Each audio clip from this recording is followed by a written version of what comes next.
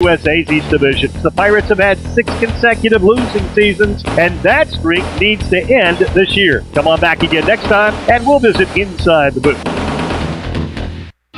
Guess what, Greenville? Calzones are back. Community Calzone is the only restaurant in town specializing in calzones. Choose from over 50 different calzones, or you design your own with unlimited options, including vegetarian. Community Calzone also features wings, huge salads, and more. Plus, they deliver to almost everywhere in Pitt County. Located on Greenville Boulevard next to Ashley Furniture Warehouse, they're open for lunch, dinner, and late night for dine-in, pickup, or delivery. It's Community Calzone.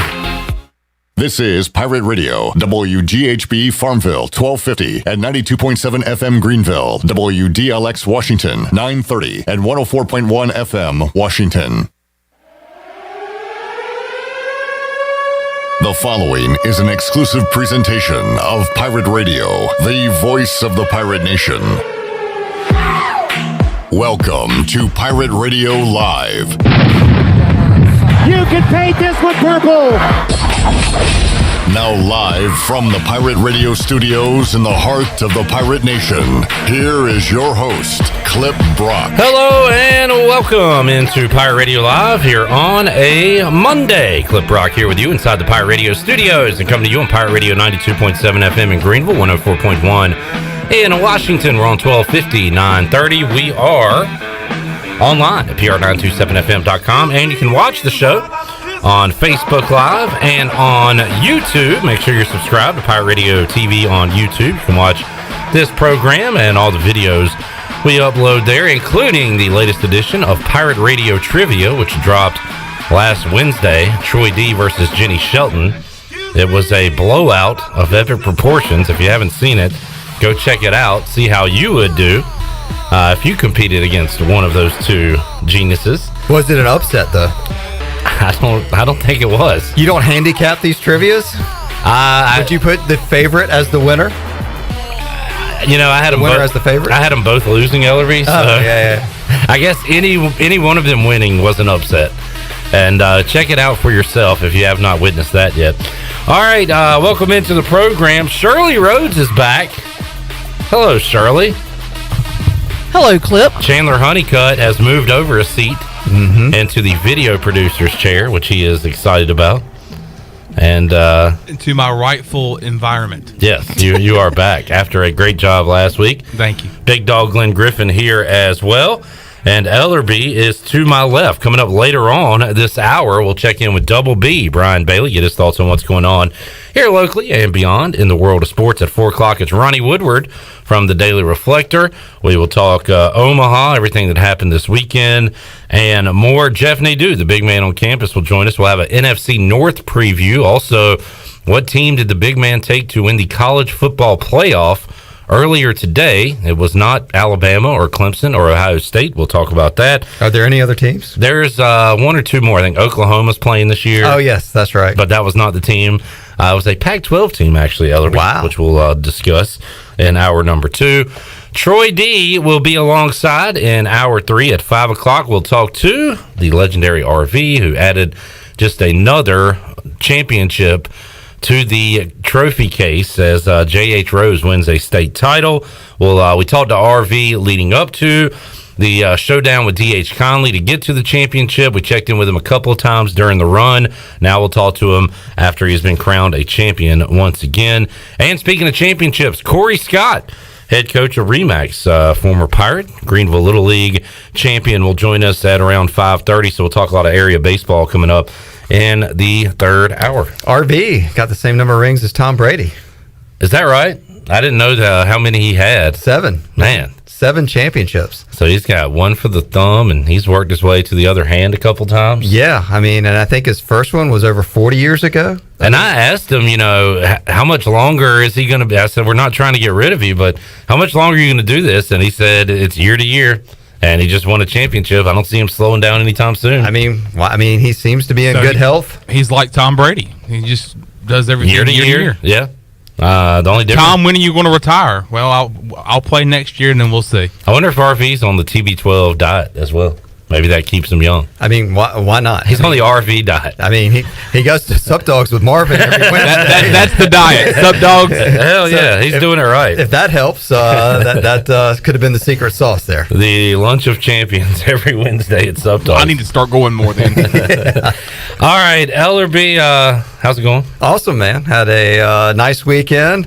A lot of NC State people didn't have a very nice weekend. They were a little upset of how they lost to Vanderbilt, then lost to the NCAA. As they should be. And I don't know. What do you say? Just awful, terrible, hilarious. It depends on your perspective. Really, I kind of went through all the emotions with them. I don't know if they thought it was hilarious at any moment. I'm talking about us. Yes. How do we feel about it? Yes. I know that if the shoe was on the other foot and that was ECU, we would be absolutely devastated and raising a major stink. You would still be doing an extra innings call-in show right now. Good grief. People would be fired up. Kendall Rogers from D1 Baseball, he should win an award for this reporting. He had a tremendous timeline of events of what happened in Omaha with NC State. Have you read this, Ellery? No, I have not. I'll run over a few bullet points here for people that missed it or don't have the facts of what happened. But this is Kendall Rogers, D1 Baseball.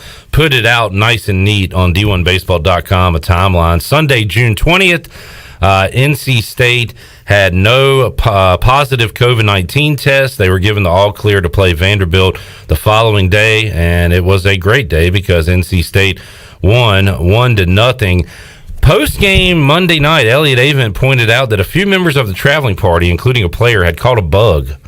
And they found out later that Monday, the players who had the bug had a roommate removed at some point on Sunday, which started to create a little concern.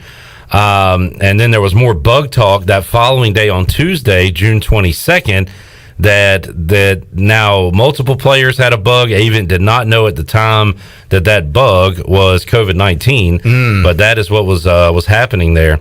And then you go through the week. On Friday, NC State was scheduled to play, and it was not going to be a testing day.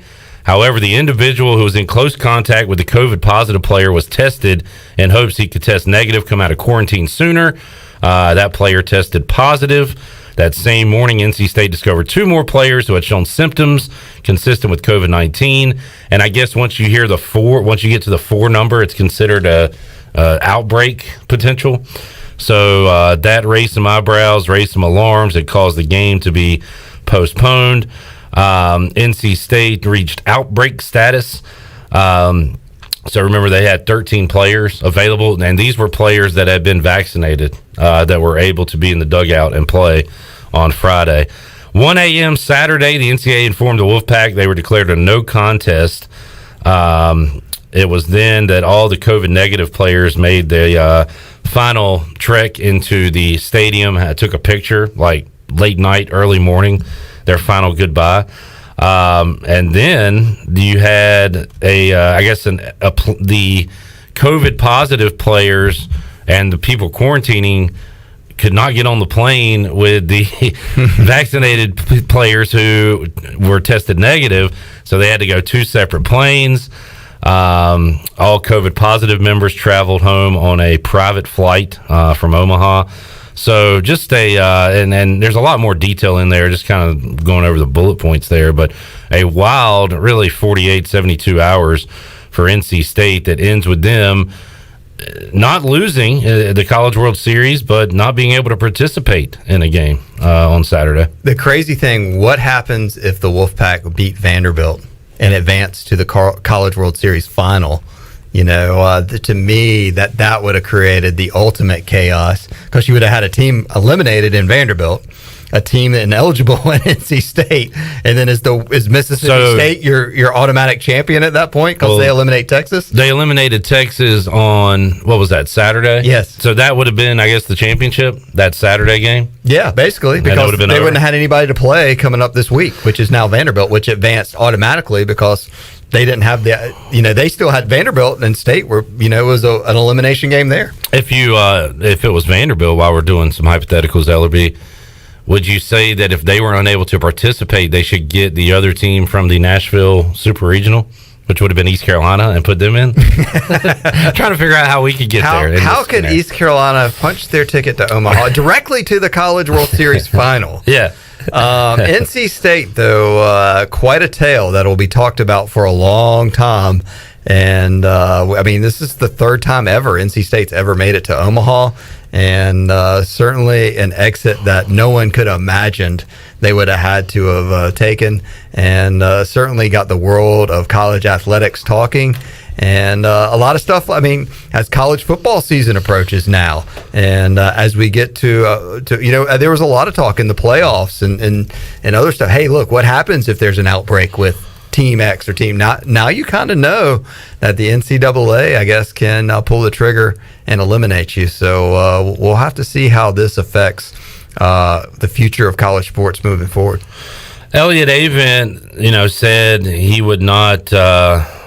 what do you say? Indoctrinate his what's the word I'm looking for? Basically, tell his players what to do when it came to getting a vaccine or not. And he left it their choice. Mike Houston, I feel like has dropped this a couple of times in quotes, and we got one here following spring ball when he was asked about COVID, and his point is, I don't want to have a situation where Holton Ahlers can't play next year, or where we go to Temple and almost not have a game. That's due to them, not East Carolina, but it takes two to tango.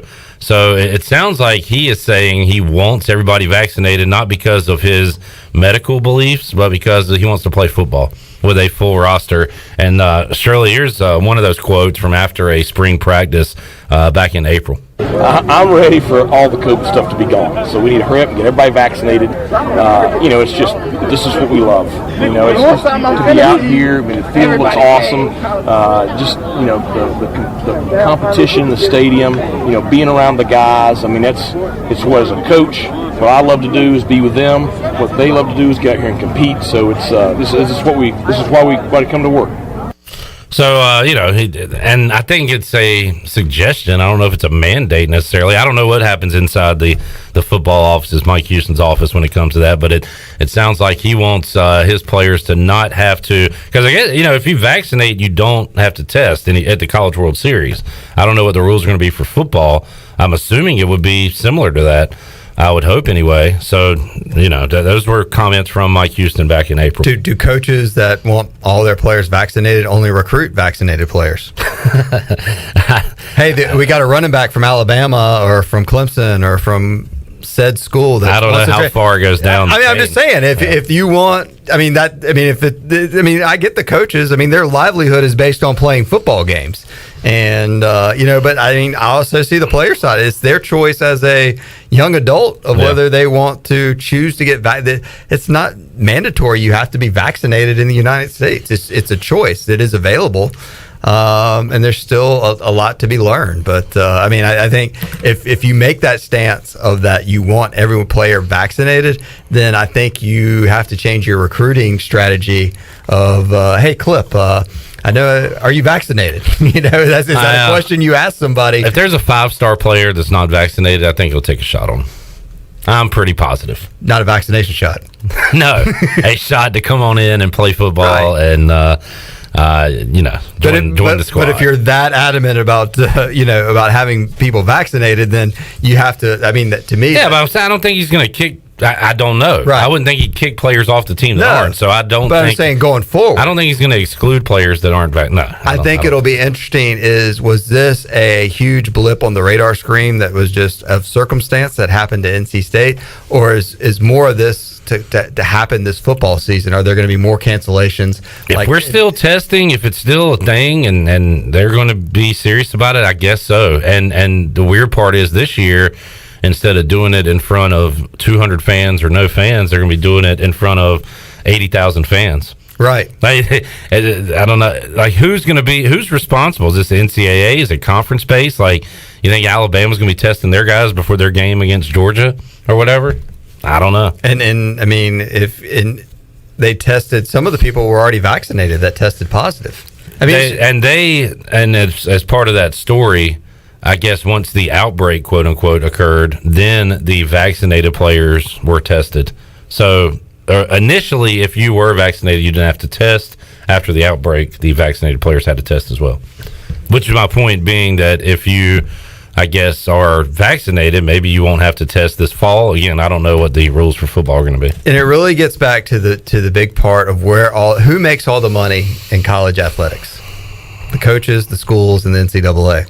And then you're having the players that are, they're getting an education, and there are some new rules where they can get, some money, but it just makes it very interesting. To me, I just kind of wonder that the future of college athletics is that someone's not going to get smart enough and come up with a good minor league system. Will the D League take off in the NBA? Will there be someone that puts together a 6-team or 8-team football league that can get the people that want to get paid money until they can bridge the gap to the NFL? Football just seems like such an outlier because it's so physical. It takes so many players, whereas, basketball, you just need 5 guys to play and a few on the bench.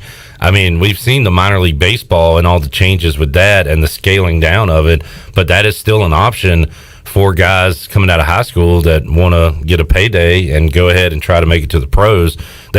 Football just doesn't have that option right now. It doesn't have the option right now, but currently. There is enough money at stake, and the NFL makes enough money that, to me, it could put enough resources into it. But we'll just have to see. I mean, I think the future of college athletics and the way it got exposed in COVID and the financial of how people make money and get set up, it's a broken system, and we'll have to see if it can withstand itself, or will it have to make drastic changes to be able to survive and compete.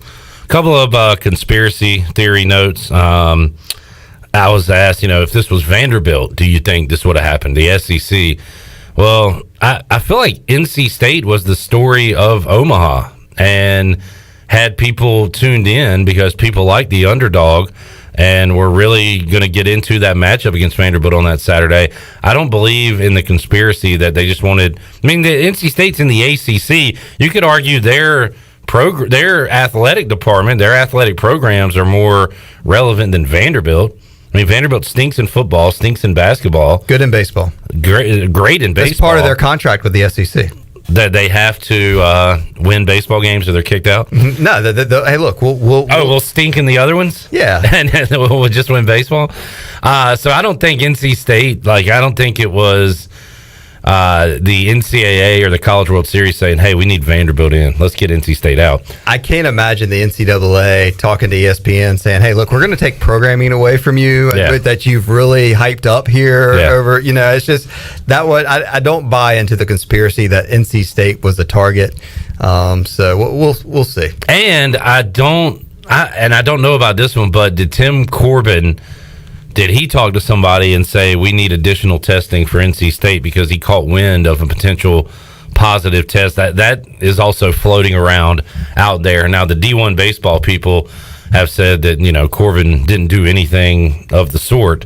But at least a lot of Pac fans are blaming Tim Corbin for all this, the head coach of Vanderbilt. He put like a mafia hit on the Wolfpack. On the Wolfpack, yeah. Hey, I'm hearing that Avent and his boys probably need to be extra tested. They sent in his boys, Tony and Fat Tony, to go do some testing with the Wolfpack. I took Jimmy and Knuckles, took some of the guys out for a little party. Yeah, so anyway, there you go from this weekend. NC State back in Raleigh, and I believe it's on ECU schedule this upcoming season. For baseball? I know Cliff Godwin and Elliot Avent did not talk for a while, did not play for a while, but I believe that relationship has been repaired, and they will play some baseball. Yes, coming up in 2022, the Wolfpack, if they can get their act in order.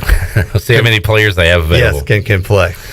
Speaking of baseball and guest coming up this week, Connor Norby will join us live in the Pirate Radio studios coming up Tuesday at 4 o'clock. So looking forward to talking to the guy who got more honors today from D1 Baseball All-American, along with Gavin Williams. So congratulations to those two guys. We will talk to Norbs coming up Tuesday. Yeah, those have been great interviews. Gavin Williams, really enjoyed that. Matt Bridges and Cam Colmore. So lots of Pirates dropping in the Pirate Radio studio on PRL.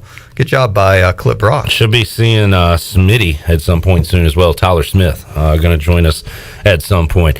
How about local baseball, Ellerby? I was out at AJ's, Chandler and I, grabbing a brewski after a hard work week on Friday night. Grabbing a cold one and enjoying some Major League Baseball, some hoops. And on the center TV at AJ's, they had the Little League Championship in Greenville on. Yeah. Center stage. Pretty cool. Game 3. Remax. It was a great game between Remax and Host Lions. Yeah, it came down to the last inning, really. I mean, and Corey Scott has won 3 out of the last 4. So RV's Belichick, who was he? Huh? I think the big story is, and maybe when Corey's in here in hour number 3, is the controversy I hear is what happened that 1 year he didn't win it. What was that? Did he get tested or something? They got eliminated. Why did he fail that 1 year? Why is he? Let's not talk about the positives. Let's focus on the failing. Let's focus on the one that didn't happen. What went wrong? Ask Corey about the controversy that happened that season. But no, that's an impressive deal. The Little League thing is, 9, 10, 11, and 12-year-olds. And a lot of pitching and a lot of stuff going on, but certainly an impressive feat by him and those team. And look, I know Corey just this was his last year in Greenville Little League, and I think a lot of folks are probably happy that maybe he's taking his talent somewhere else and maybe give the other 15 teams a shot. But certainly you can't beat Elm Street Park. I mean, the atmosphere, the concessions, the fun. I know they're having some all-star games there this week. Later, they're going to have the softball Little League World Series down there. I mean, there's not many places in the country that can beat baseball or softball at Elm Street Park.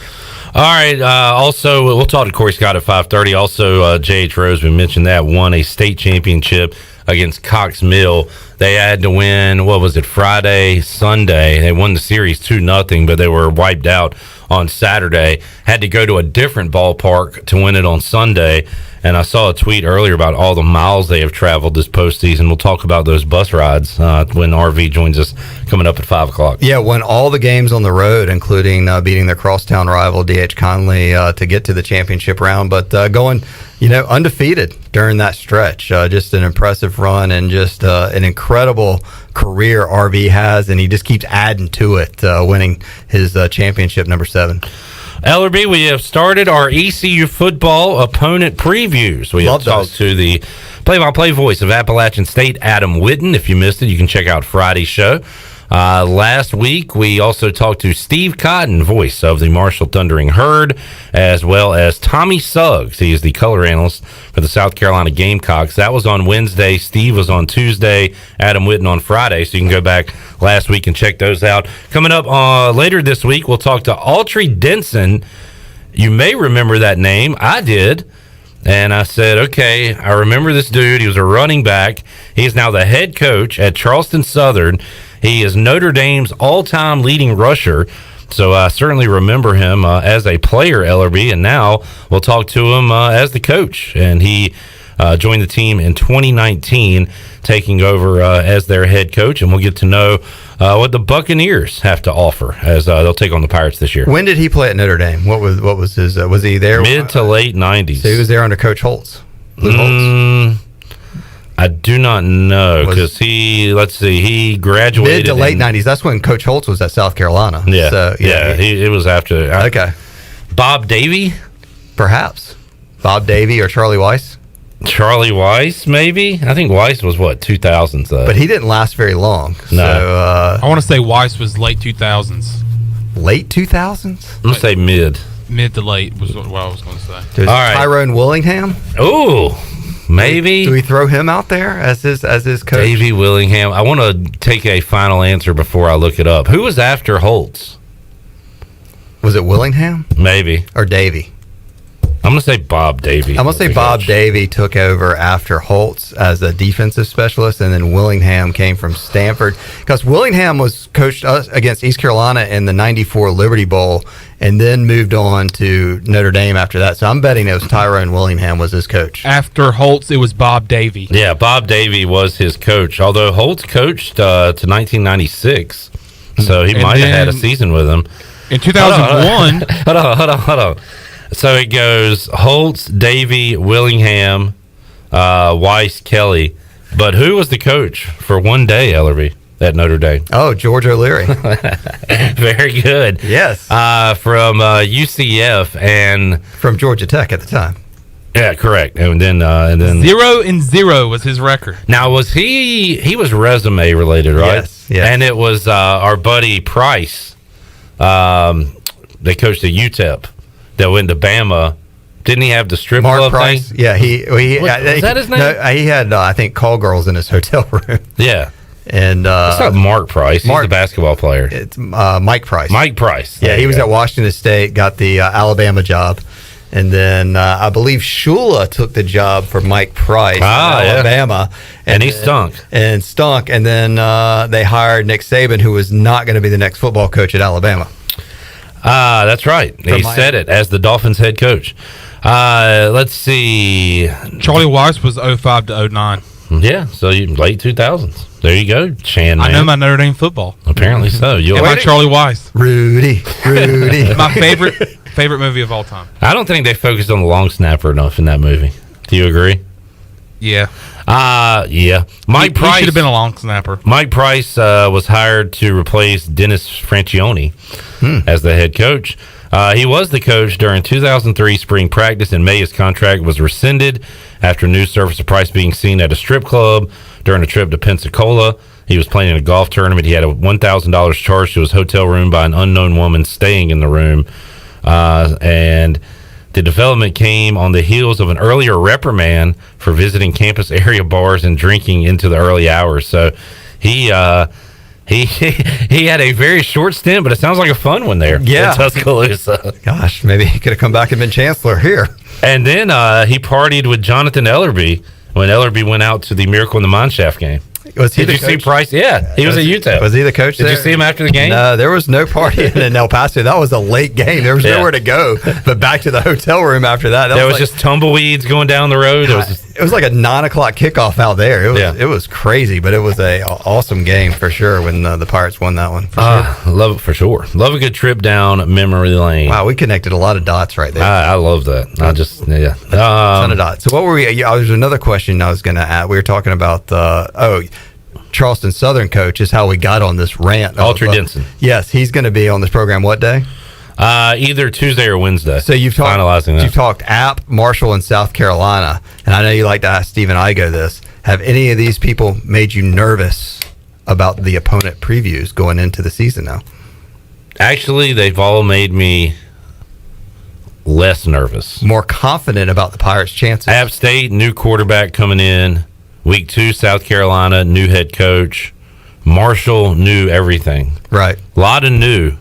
So for ECU, same QB, same head coach, continuity. It makes me feel almost more comfortable than I did going into these chats. So you feel more confident that the Pirates could punch a 3-0 record when Autry Denson and the what's their mascot? The Buccaneers. Buccaneers and the Pirates. September 26th, 6 o'clock kickoff. There you go. Late night on the 5th quarter. Looking forward to speaking with Coach Denson, talking about his Notre Dame career and what they have right now. All right, Ellerby, NBA playoffs. Did you Stanley Cup playoffs? Any other sports you got watching? I do not know what's going on at all in the NHL playoffs. Give me up to speed. Game 1 tonight, Stanley Cup final between the Lightning and the Canadiens. Okay, Lightning going for back-to-back Stanley Cup championships. That they are. Nice. The Suns can close out their series tonight against the Clippers. They are up 3-1, and Giannis and the Bucks have a 2-1 series lead over the Hawks. I did see Wimbledon had started. Wimbledon has begun. Roger Federer won a game set match. I guess a game in 40 seconds today. In 40 seconds? Yeah, just ace, ace, ace, ace. Wow. Simple as that. Kind of like you at the poker table. Hey. Hey. Let's see. Anything else? 40 seconds. Yeah. That's impressive. Do that again how you did that. Let's get a recap. Ace, ace, ace, ace. Ace. So how does the scoring work, Ellerby? You tell me. He hits his first ace. What does the score say? 15-0. 15 love. But sorry. See, I'm not. And then it goes to 30 love. Correct. And then it goes to 40 love. Correct. And then it's over. Why does it go 15, 30, 40? I don't know. You know what? I'd love to know You need to get a tennis guy on. I do. I'd love to know the history as to why those are the numbers, and why does it multiply by 2 and then it goes plus 10? It makes no sense. I don't know how the scoring goes, but it goes 15, 30, 40, myad, your advantage. Your ad. You have to win by 2.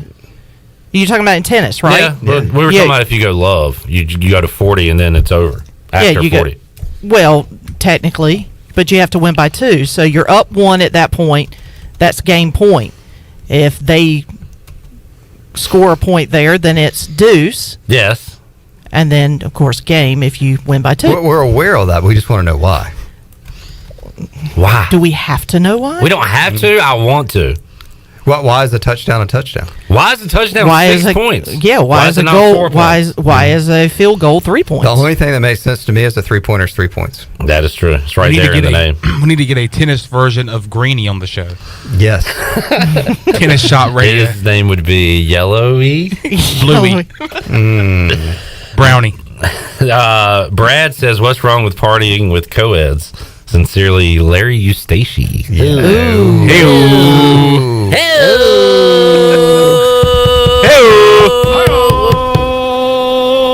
That was at Iowa State.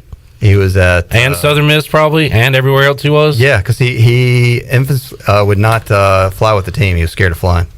Oh yeah, Jeff Charles. He probably told you that, didn't he? Because he's he'd bust. He had his own dude that would drive him. And he's like, Larry, he's in his office with his shoes off, bare feet kicked up on the table. He's an interesting fella. He was like, oh, John Madden doesn't fly, neither do I.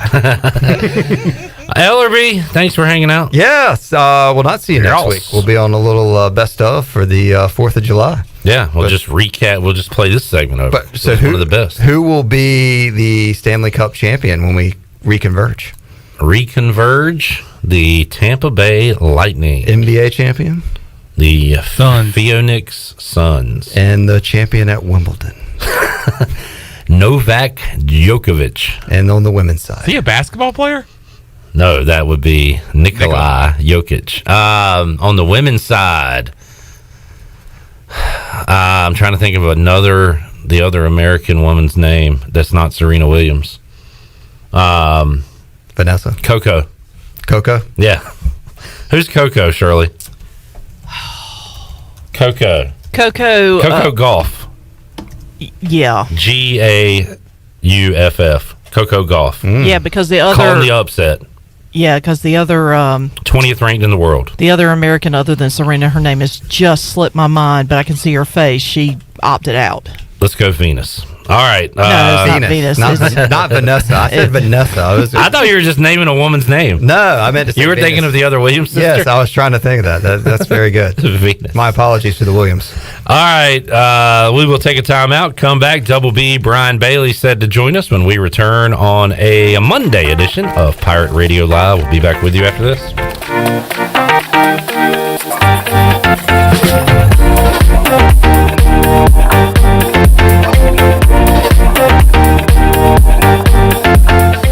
At US Cellular, we see our customers as more than just customers. They're neighbors. When you switch to US Cellular, you can get the new Samsung Galaxy S21 5G for free with no hidden requirements. As a neighbor, you deserve it. US Cellular, America's locally grown wireless. Terms apply. See uscellular.com for details. This is Brandon Tate, owner and operator of Atlantic Wireless, an authorized agent for US Cellular since 1997. Visit atlanticwireless.com to find the store near you. We go beyond the call. At Jimmy John's, we don't make sandwiches. We make the sandwich of sandwiches. We use fresh veggies because we don't hate salads. We just feel bad for them. We make our sandwiches exactly how you want because you're the one who's eating it. And we bake bread all day, every day, because stale bread isn't bread. It's croutons. Sandwich history is written by the victors. Good thing we have legible handwriting. Jimmy John's, the sandwich of sandwiches. Order pickup or delivery on the app. Hey Pirate fans, this is Coach Cliff Godwin. The physicians at Orthopedics East and Sports Medicine Center have been caring for our athletes at ECU for more than 35 years. Whether it's treatment for our sports injury or it's time for that joint replacement, Orthopedics East provides the latest in operative and non-operative orthopedic care, physical therapy, and diagnostic testing. For experienced and professional services, call the team at Orthopedics East at 252-757-2663 or visit them online at orthoeast.com. Go Pirates! There's no better time to drive away with a quality pre-owned car, truck, or SUV from Greenville Auto World. Greenville Auto World is your authorized rough country dealer. We specialize in lift and leveling kits along with custom wheel packages. Whether you're looking for ground clearance or enhancing the appearance of your vehicle, trust our team for your off-road experience. Greenville Auto World, 3840 South Charles Boulevard across from Hardee's at Bell's Fork, or online at greenvilleautoworld.net. Do you find yourself hungry, but looking for some new and different options? Then the Bodega Market Cafe in Uptown Greenville is for you. They offer a full-service menu featuring breakfast, lunch, and dinner, also with a variety of unique vegan selections. Dine in or sit outside in their great outdoor dining area. Plus, they're always ready for pickup or delivery. Open 24/7 for your convenience. The Bodega Market Cafe, located in Uptown Greenville, across from the BB&T. Have you ever seen those exotic aquariums like the guys do in Las Vegas on television? You ever thought about having one of these aquariums in your business? It's more affordable than you think. This is Hal Pruitt with rentafishtank.com. We can make having an aquarium in your business turnkey with no work, cleaning, or hassles for you. Rentafishtank.com creates a relaxing atmosphere and keeps children occupied. Rentafishtank.com already services many dental, pediatric, and doctor offices, plus hospitals and senior living centers. Check us out at rentafishtank.com. Weekends are made for AJ McMurphy's. Start your Sunday fun day at AJ's. AJ's is now serving brunch from 11 a.m. to 2 p.m. and a build-your-own Bloody Mary bar. Enjoy your weekend with live music on Friday night and Saturday night with no cover charge. And you can catch all of the MLB and ECU baseball action on AJ's TVs. See you this weekend at AJ McMurphy's, Turnberry Square at Bells Fork, and on Facebook, Instagram, and Snapchat. Here today with Silverback, also known as Mark James to his friends and family. Why do you come to F3? I came to F3 for the fitness, no doubt, like most guys. And what surprised me about F3 is I really stayed for the friendships. The guys that I've met here, I didn't know 2 years ago, and I really consider my best friends now. If I need anything, it wouldn't surprise me one bit that either one of these guys would step up to be there for whatever's needed. One letter, one number, F3. Learn more today at f3enc.com. Hey everybody, this is David Glenn, and you're listening to my favorite station in Eastern North Carolina, Pirate Radio, the voice of the Pirate Nation.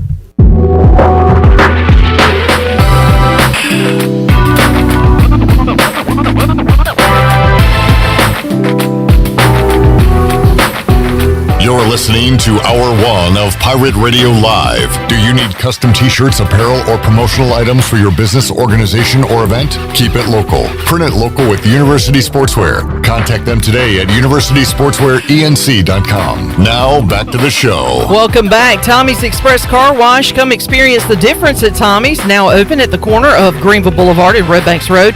Doesn't your car deserve it? Visit Tommy's Express Car Wash today. Now let's head back into PRL. Here is your host, Clip Rock. Back with you on Pirate Radio Live. We'll talk to some champions in hour number 3. Ronald Vincent, RV. Legendary J.H. Rose head coach will join Troy and I at 5 o'clock. Corey Scott, Greenville Little League champion, once again will join us at 5:30. Double B, Brian Bailey, knows RV and Corey Scott very well. And Bailey, they've won before. They won again over the weekend to wrap up baseball around here. Although you got, I guess, all-stars now, and I understand RV was running a camp today. So really the baseball never ends for those guys. Yeah, baseball is so important to our area, and it's important because of guys like the guys you're going to have on at 5 and 5:30, because they make it important, and you know, it's just vital to everybody. I mean, everybody loves, you know, they start in the Little League, they start in small fry and big fry, and they move on up and play together, and then you see what happens with a state championship team like J.H. Rose had. I mean, it's really hard to believe that Rose team, they were 4-1, lost 3 games in a row, and this shortened season, as RV said a couple of times, he said, in this shortened season, our playoffs began, in game number 9. We're 4-4 on the year. We lose one more game, we're not making the playoffs. And he said we thought we had a really good team. We just hadn't come together. And at 4-4, you had to come together quickly. They reeled off 12 straight wins, and they win the state championship, and they deserve a lot of credit. RV's a class act, and he's always been great to, I've known him for a long, long time, but he's always been great to me, and I really enjoy watching his teams play, and it really means a lot to the whole community to see something like that happen. And he is the all-time winningest coach in North Carolina high school baseball, correct, Bailey? Yes, certainly. That's the way I always introduce him, and he always grins and sheepishly and kind of wishes I wouldn't say that. Right. He is the all-time winningest coach in our state's baseball history, and he's a Hall of Famer. And I don't know if anybody's ever going to catch him, because I think the way things are these days, it's hard to stay anywhere very long. But he's been there a long, long time, and wins another state championship. A baseball championship in college will be settled this week, although I got to tell you, I don't know if I'll be watching. It's not in protest because of what happened to NC State, but I kind of lost this luster for me, Bailey, when you have a team that had played so well and NC State get told they can't play. Vanderbilt gets the free pass to the championship, all SEC matchup. I don't know, not really interested in it. Game 1 coming up at 6 o'clock, but Bailey, where to even begin that situation with NC State over the weekend?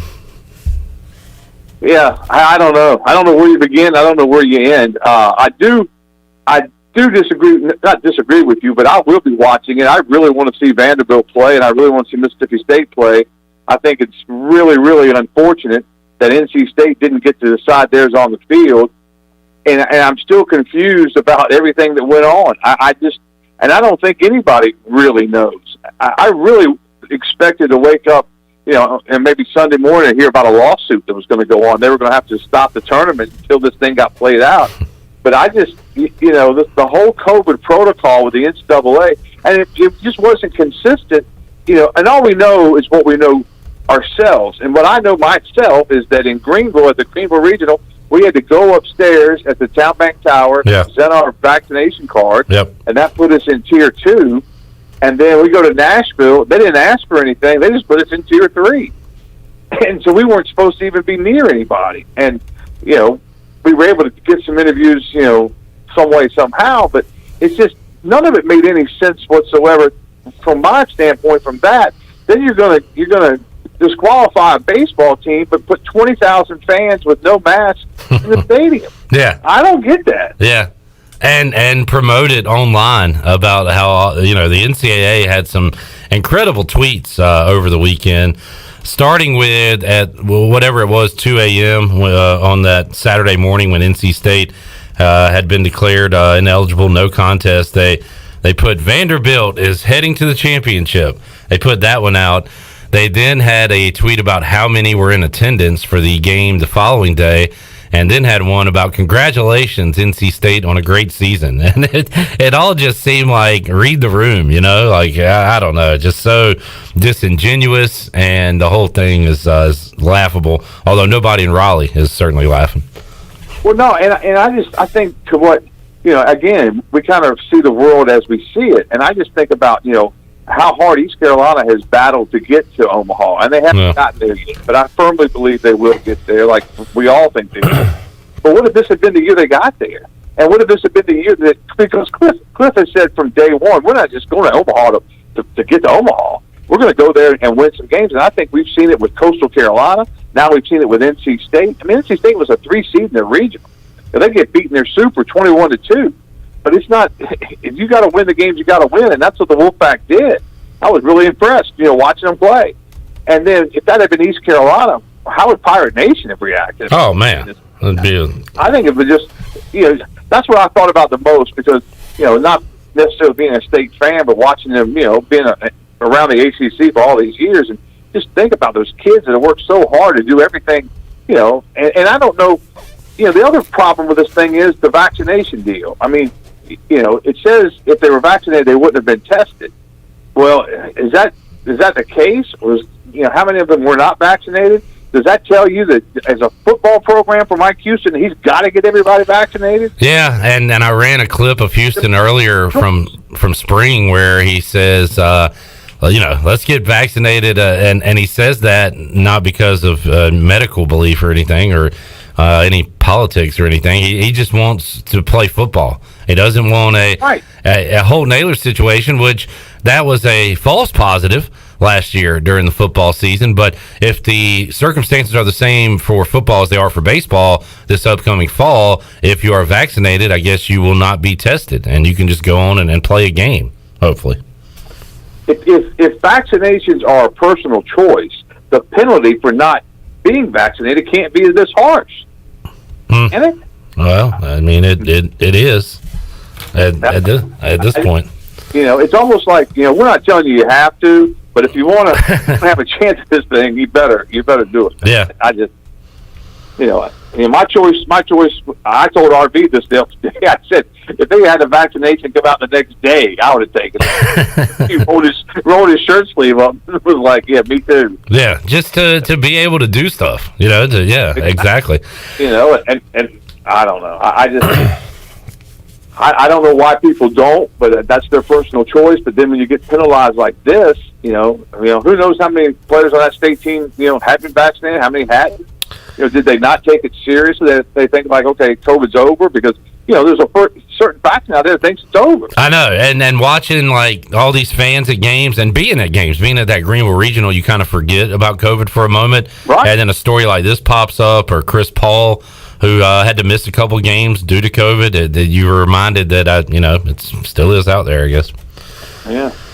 So we'll see about the fall and what the guidelines will be, Bailey. You talk, football, you got a lot more players. They're around each other a lot more. There's a lot more contact. So who knows what I'm excited about a fall with a lot of fans, with real normal football, unlike we saw last year. But once again, you are reminded that there's still something going on out there.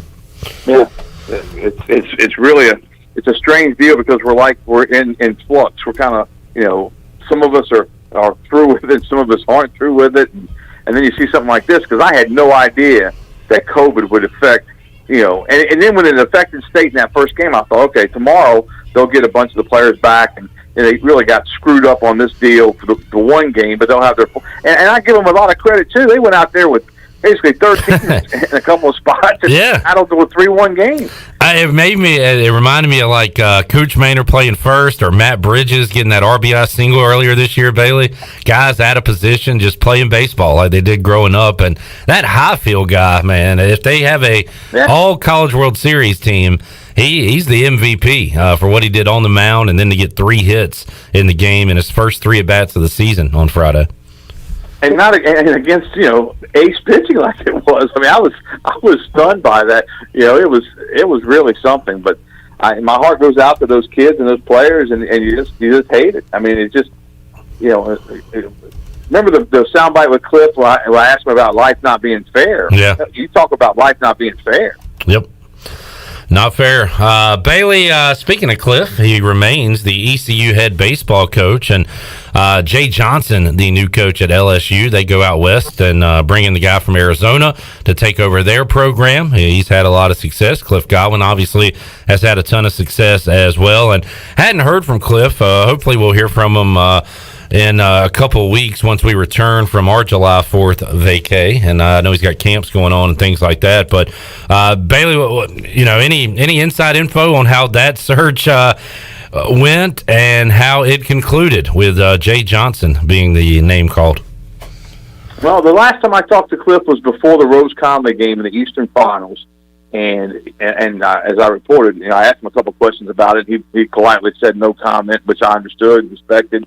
And really didn't talk to him off the record because I think that's such a private matter that and I feel like I'm a media member. I'm also a friend of his, but something like that was kind of off the radar as far as the ins and outs of what went on. I was kind of surprised when it came out like it did, but I don't know how the process went and who did what, who interviewed when, and LSU got themselves a coach. East Carolina's got themselves a really good coach, and we go on from there. I still believe in my heart there's only 3 or 4, 5 maybe jobs that Cliff Godwin would leave East Carolina for, and I think the LSU job was one of those. I think Ole Miss is one of those. But he dodged the bullet with Bianco staying at Ole Miss. Yeah. LSU, going out west for their coach, and there aren't too many other jobs I think he would go for. It does feel like we dodged a couple of haymakers with that Double B. So excited about that with Cliff Godwin returning as ECU's head baseball coach. Well, Bailey, what's on tap for WNCT Channel 9 Sports this week? What are you following? You talked about the July 4th holiday coming up, but really, whenever high school baseball and East Carolina baseball ends, and high school baseball lasted a lot longer this year because of the crazy schedule we've had, but we kind of go off the cliff pretty soon. I mean, Farmville Central is going to get their rings tonight for their state championships, so we'll have that later on. And then it's kind of like, hit and miss. We got all-star tournaments going on and different things like that. But it'll be quick because August 1st will hit, high school football will start middle of August. We'll get cranked up with that, September the 2nd. And like you said, hopefully we'll be out at ECU practices, getting video and getting interviews and like the good old days. So hopefully that's coming back, and we'll get cranked up for football season because it's going to be, it starts on that September 2nd in Charlotte. I can't wait to get in the car and head west for that one. We are, and we're 5 weeks away, Bailey, from your Dallas Cowboys. Some call them America's team. I don't. Playing in the Hall of Fame game, believe it or not. I mean, it's right around the corner, man. Easy. And I always like the Hall of Fame game, even though I know that none of the starters play. But you see some of the rookies and some of the young players. And, I'm looking forward to seeing that. And, Cowboys and was it Cowboys and Steelers? I think it was before. Boys and Steelers. That's right. Yeah. Bailey, appreciate the chat today, man. Have a great rest of your week. We will talk to you again soon. Sounds good. There is Brian Bailey joining us on the Fixed NC Live Line. Let's wrap up hour number 1 and get you set for hour number 2, where the punctual Ronnie Woodward will join us. Ronnie said earlier this morning that he would be early for the show today, and he is a man of his word, his Woodward. I told him it was because he learned his lesson from the train last week. Yeah, and I didn't even tell Ronnie about the street being blocked right up the road. Still made it early. Man. So well done. All right, we'll wrap up hour 1 when we return after this.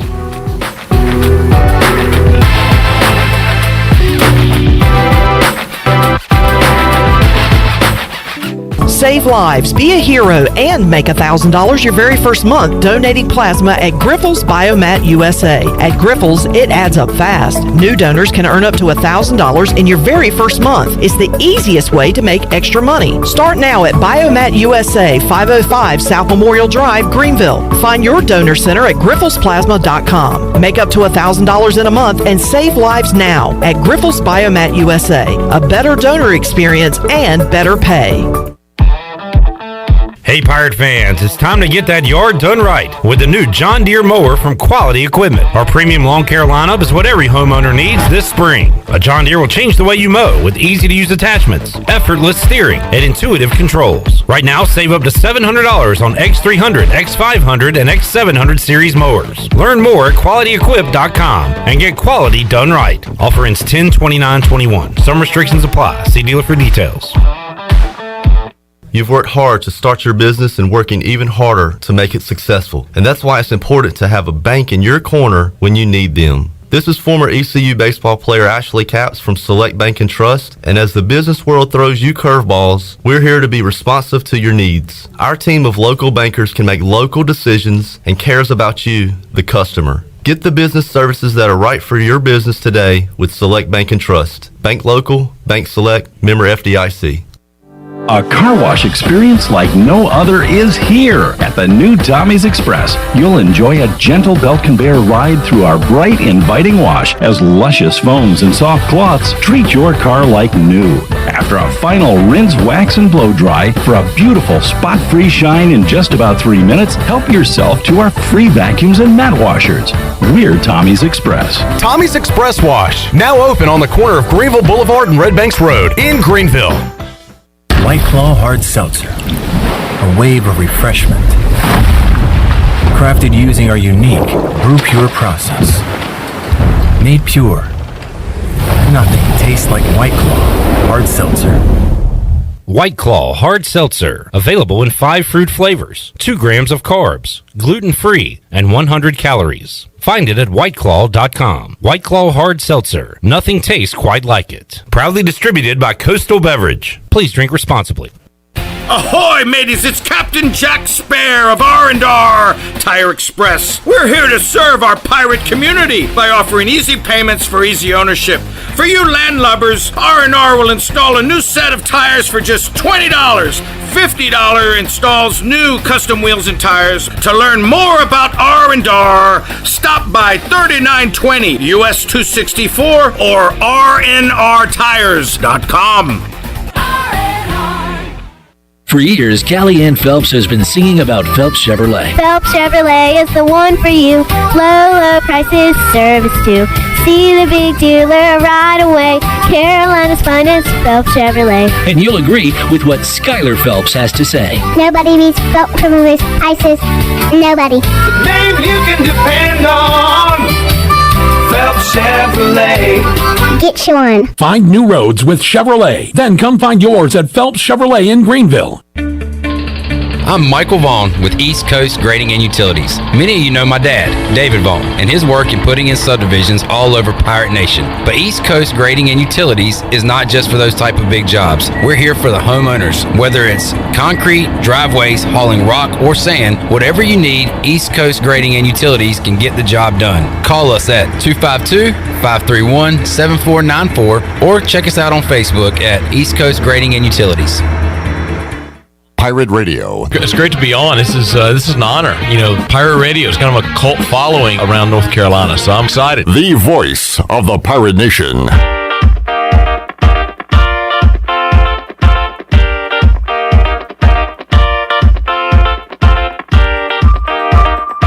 You're listening to Hour 1 of Pirate Radio Live. Do you need custom t-shirts, apparel, or promotional items for your business, organization, or event? Keep it local. Print it local with University Sportswear. Contact them today at universitysportswearenc.com. Now, back to the show. Welcome back. Do you need custom t-shirts, apparel, or promotional items for your business, organization, or event?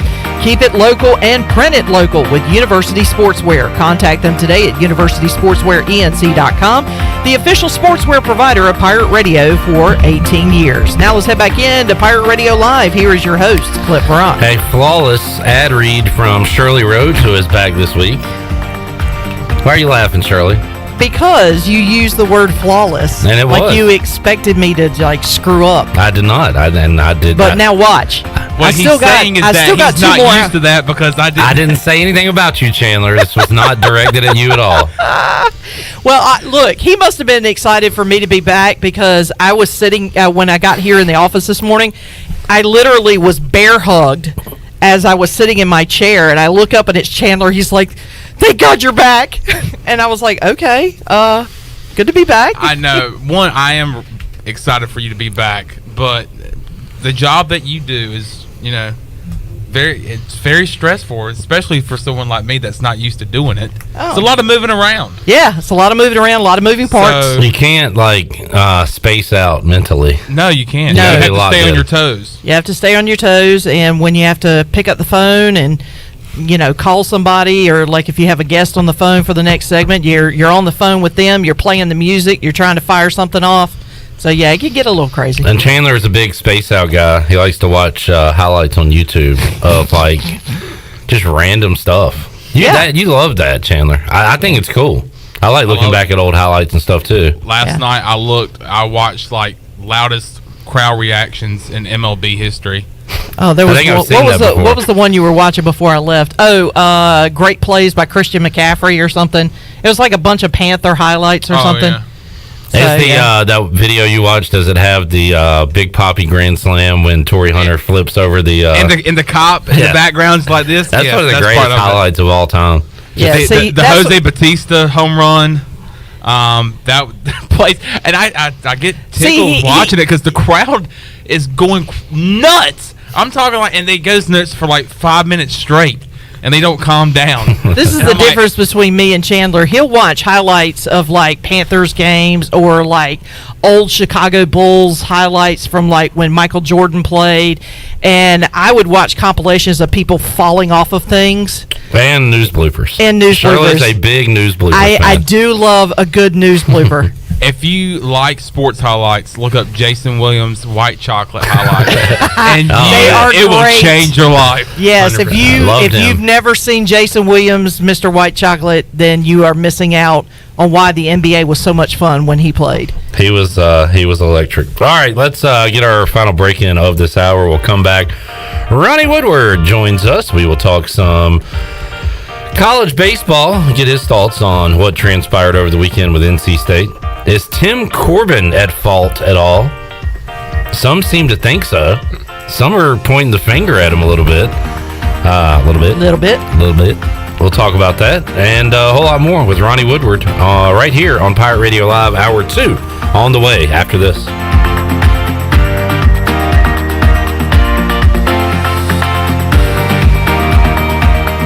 The Pirate Radio Podcast. You might know him as Lee D. I know him as Dad. Troy and his sister both were with us, and they slept. And it was 2 o'clock in the morning, and they had slept on the plane. They had slept on the ride from Baton Rouge. They wanted to go out on Bourbon Street. Heck yes. So we go out on Bourbon Street, and the first thing that happens is some drunk comes rolling down the street and lands at Troy's feet. It so upset both the kids that was the end of Bourbon Street for that night. Listen to every Pirate Radio podcast now by visiting our podcast channel and subscribing in Apple iTunes or SoundCloud. The Pirate Radio Podcast is powered by White Claw Hard Seltzer, proudly distributed by Coastal Beverage. The Tarboro River Bandits are back, and this year we'll have a full season, and all fans are welcome this year. Come watch some of the best collegiate baseball around with over 20 Division I players on this active roster looking to compete at a high level. We have a family-friendly atmosphere, awesome stadium, food and drink specials, plus the coldest beer on the East. Come do something different with the family this summer with the Tarboro River Bandits. 29 home games to choose from. Tickets available at the gate or online at TarboroRiverBandits.com. When fun finally returns, Bud Light legends don't just come back. They come roaring back, carrying a cooler full of Bud Lights, an inflatable dolphin, and those Velcro pads with the balls that stick to them. And this summer, with a cooler at their side, they're gonna make up for all the fun we've missed. Welcome back, Bud Light legends. It's time to take summer by the coolers. Cooler up at BudLightLegends.com. Enjoy responsibly. 2021 AB Bud Light Beer, St. Louis, Missouri. This is East Carolina head football coach Mike Houston, and I'm proud to announce that our ladies clinic is back this summer on July the 30th. This evening will provide a behind-the-scenes look at ECU football and a chance to meet the players, coaches, and their families. The evening will end with an entertaining dinner and social. Sign up today at MikeHoustonFootballCampsLLC.com. We look forward to seeing you there. Go Pirates! At U.S. Cellular, we see our customers as more than just customers. They're neighbors. When you switch to U.S. Cellular, you can get the new Samsung Galaxy S21 5G for free with no hidden requirements. As a neighbor, you deserve it. U.S. Cellular, America's locally grown wireless. Terms apply. See uscellular.com for details. Does the idea of going to your local U.S. Cellular store make you feel a bit uncomfortable? Tired of the hassle of waiting and wearing a mask? Let Toby Williams and his outside sales team take away that worry. They will come right to your home or office and drop your phone off on the porch or at the front desk for you. Saving you time and worry is what the team at Cellular Warehouse is all about. Call Toby today at 252-799-7051 and let them help you with all of your wireless needs. Cellular Warehouse, your local U.S. Cellular authorized agent. Hi, this is Jeff Charles for my friends at Ed Watkins Marine. I've known Ed personally for years, covering his winning performances on the football field and on NASCAR's pit road. Now Ed is winning on the water, and you get to win too. You win with awesome boat prices from Ed Watkins Marine, and of course, great service after the sale. If you're looking for a new boat, contact Ed Watkins Marine today. They will deliver anywhere. Find them online at edwatkinsmarine.com and tell them the voice sent you. Hey Birdland, Orioles 2021 single game tickets are on sale now for all games June through September at Orioles.com/tickets. Single game options are flexible and affordable with individual tickets starting as low as $15. You can choose from popular promo dates and fan favorite giveaways, including bobbleheads, t-shirts, caps, and more. Simply select your dates and purchase tickets now at Orioles.com/tickets. That's single game tickets as low as $15. Available to all fans now at Orioles.com/tickets. This is Pirate Radio, WGHB Farmville, W224EI Greenville, WDLX Washington, and W281CH Washington.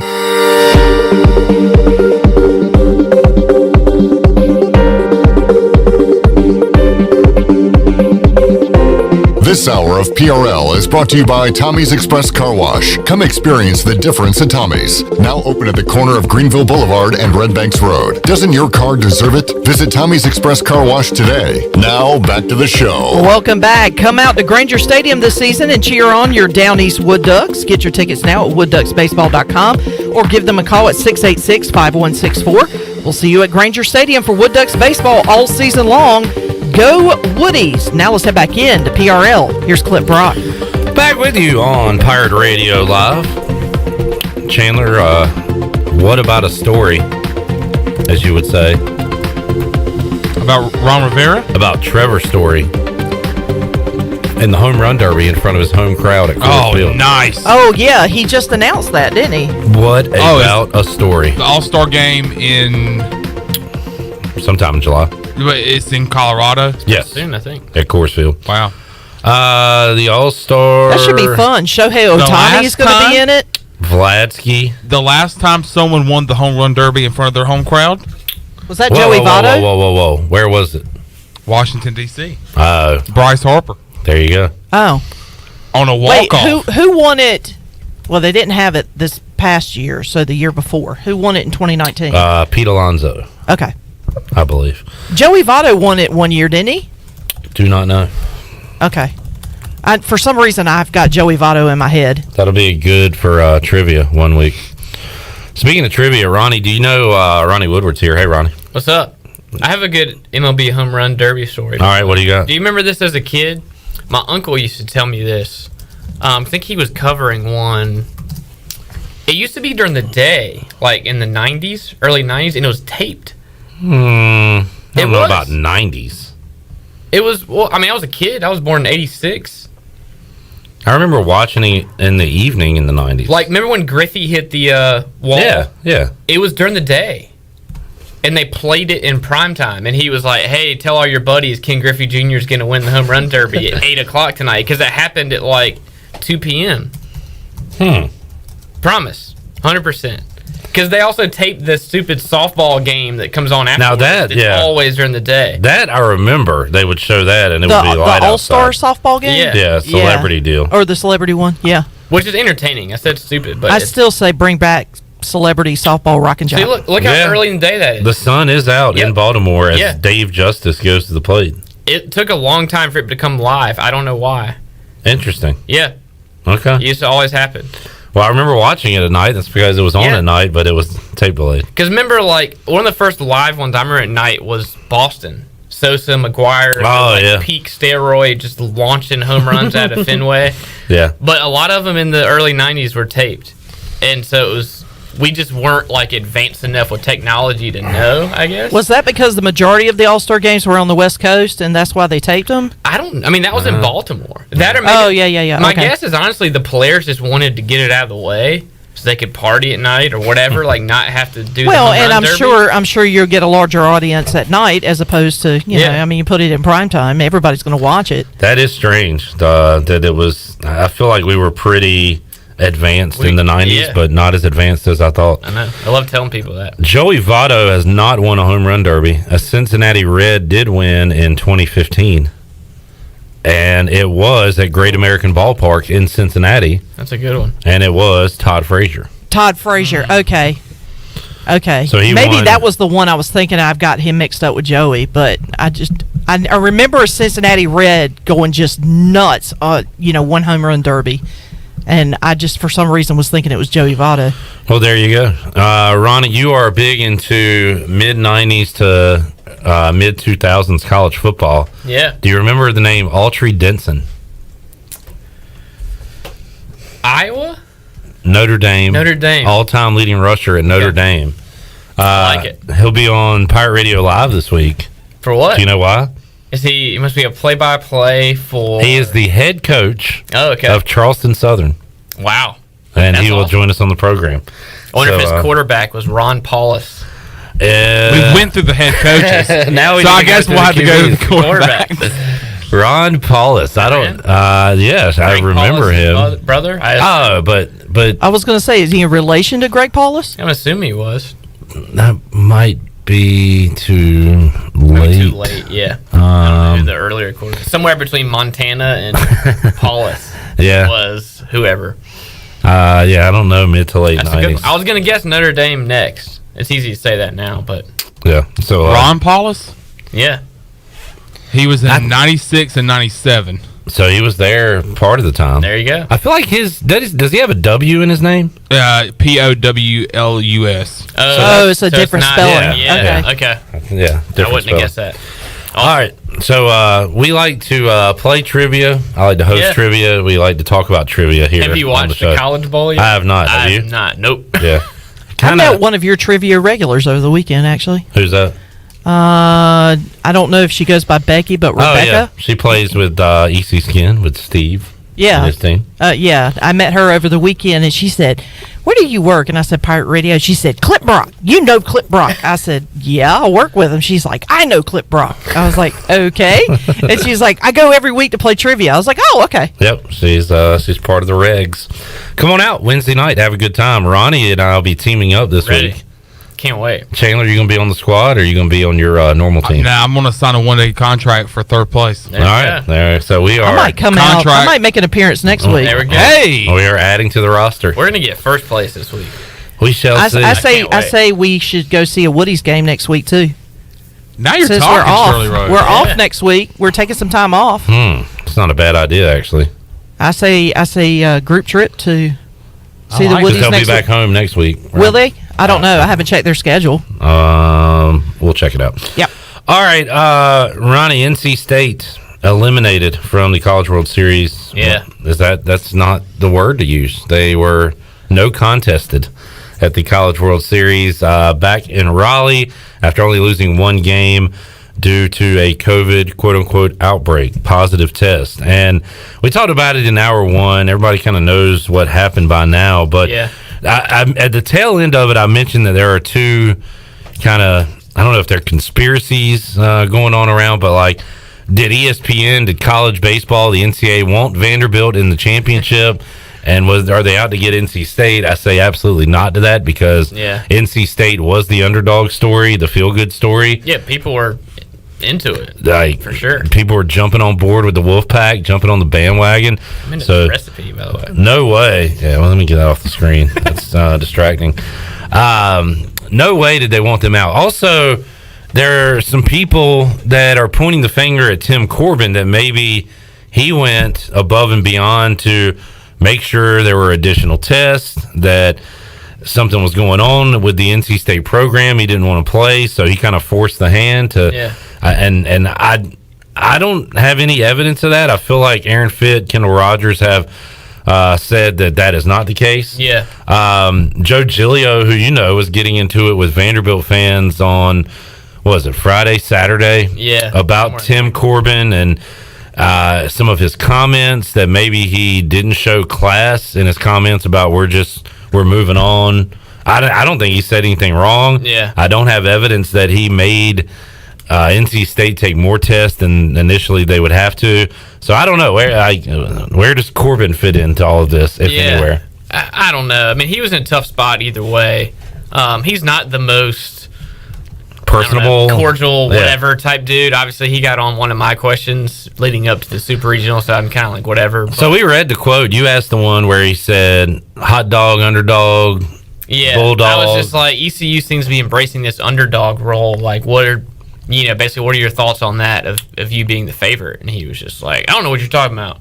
There's no underdog. Let's say Vanderbilt's underdog, or hot dog, or no dog, or whatever dog you want to say. Like, he just totally went in like defense mode. Like, every coach wants you to respect their team and think they're good, but they don't want you to say it. Yeah. It's very strange. I don't know, but I did though.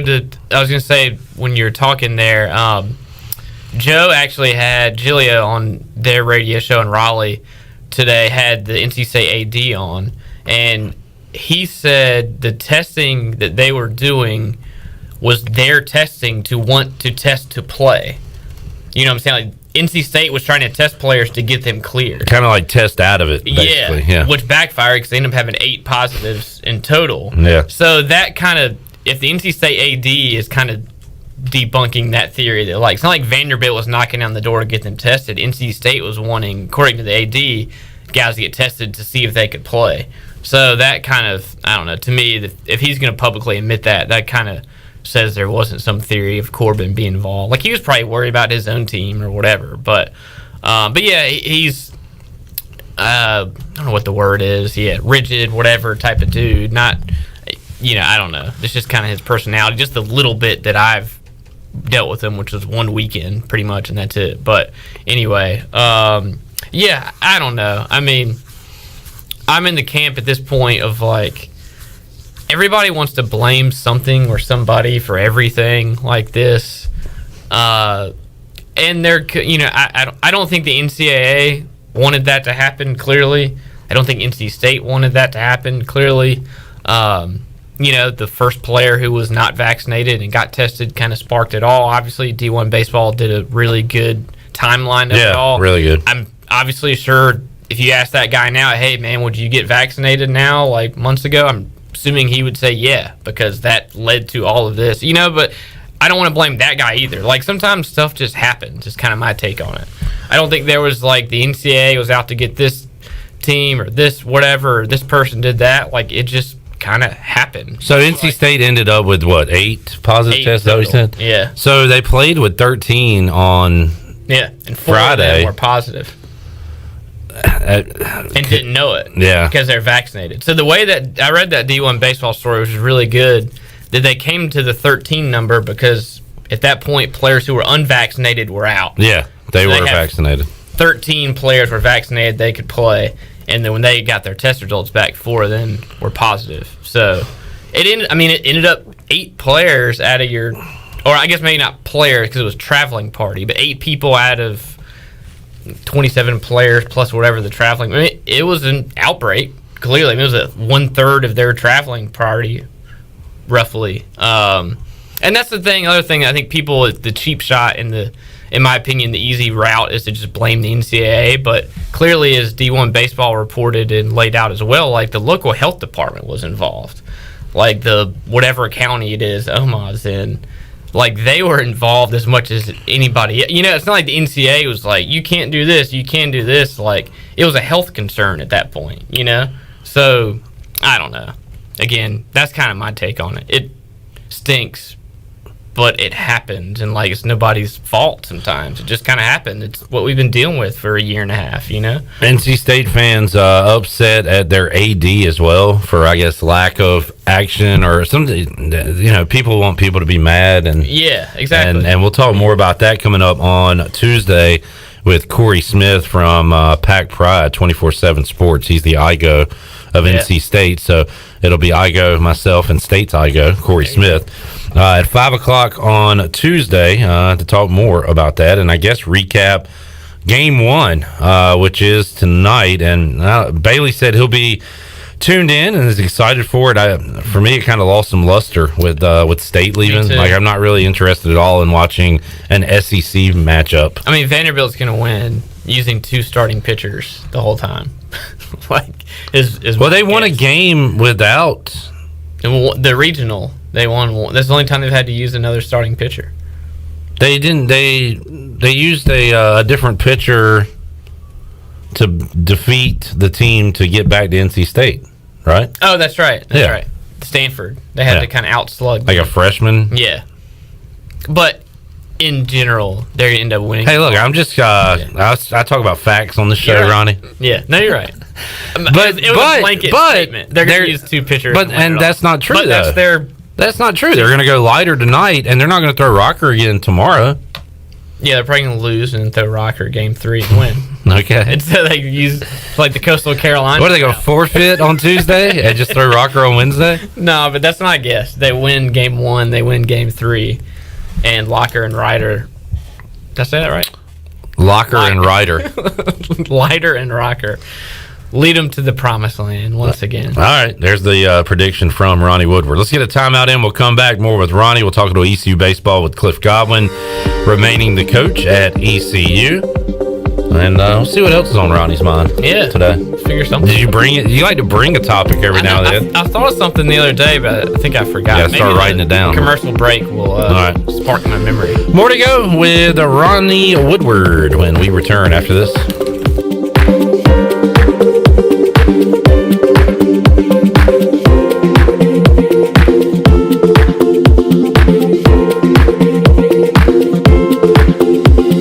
Hey Pirate Nation, Lindsay Gray here with Carolina Caliber. In 1960, my granddaddy started his firearm business right here in Eastern NC. Still family owned and operated, we have the area's largest selection for outdoor shooting sports and accessories and are one of the nation's top firearm dealers. At Carolina Caliber, we have everything you need from hunting, home defense, and personal protection, including a wide variety for ladies and youth. We buy, sell, and trade. It's a time-honored tradition. Visit us at Carolina Caliber on Fire Tower Road in Winterville. Here with Mike Mullis from Fixed NC. And Mike, you were telling me the other day, people ask you all the time, I didn't know you did that. What does that mean? You know, anything that involves property damage repair, call us first. If it's your crawl space, you've got interior humidity issues, a water loss, your ice maker line breaks, obviously fire and smoke, everybody knows we do those. But anything that involves interior or exterior property damage, we're your repair experts. Mike, how can everybody get in touch with you? 252-999-0001 or fixednc.com. Hey, Troy D here for my friends at Villa Verde. If you know me, you know I love being outside, but finding a good place to eat outside can sometimes be tough. Well, our pals at Villa Verde have fixed that. Not only does Villa Verde have awesome, unique, one-of-a-kind dishes here in Greenville, they also have a brand new outside dining area. And this outside area is sweet. It's covered, you're in the shade, and cooling fans are on. Enjoy the comfort and relaxation of dining outside with our friends at Villa Verde. Villa Verde on 10th Street, a platform for good. Your power's out. There's a water leak. What do? For these and other utility-related emergencies, you need service, and you want it fast. There are two things you can do to get the quickest response if you're a GUC customer. First, you can call the hotline at 1-855-767-2482 and report any utility-related emergency. That number is also on GUC.com. Or second, you can give GUC your phone number. The hotline process is quickest when their account records have your current phone number. Service you can count on. Greenville Utilities. This is Martin Truex Jr., and as a NASCAR Cup Series champion, I love one-stop shopping. When I need fresh tires or fuel during a race, my pit crew takes care of everything. Off the track, I have an Auto Owners independent agent. They handle all my insurance in one place: car, home, life, and business. Get your own pit crew and find a local agency with Auto Owners Insurance. This is Brian Smith with Town Insurance in Greenville. Call me today at 756-8300. Go Pirates! Great food, great atmosphere, and great service is Ottavola Market Cafe. Ottavola is simply a restaurant that focuses on that, being a great restaurant. There's something for everyone at Ottavola. The menu offers a variety of great choices like pastas, pizzas, sandwiches, soups, salads, and seasonal rotating selections. Lunch or dinner, Ottavola is always the right call. Call ahead and get Ottavola to go, or stop by the bar for a drink with friends. It's simple. Come and eat at Ottavola Market Cafe, Red Banks Road next to Food Lion, and OttavolaMarket.com. Ottavola, pirates supporting pirates.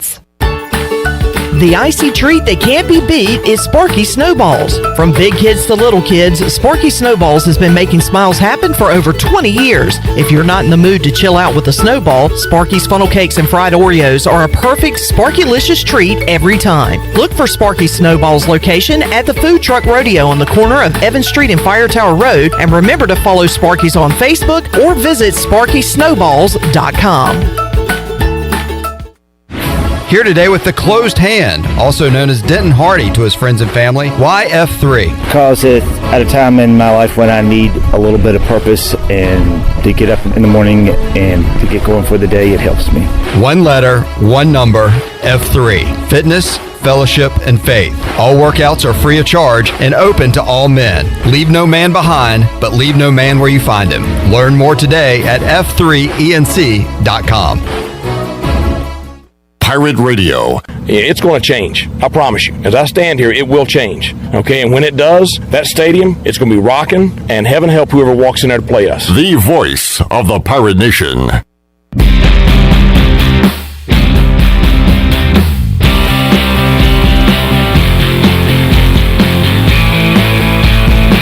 This hour of PRL is brought to you by Tommy's Express Car Wash. Come experience the difference at Tommy's. Now open at the corner of Greenville Boulevard and Red Banks Road. Doesn't your car deserve it? Visit Tommy's Express Car Wash today. Now back to the show. Welcome back. Greenville Utilities Neighbor to Neighbor program provides help for those who need temporary assistance with their utility costs, and you can make a difference.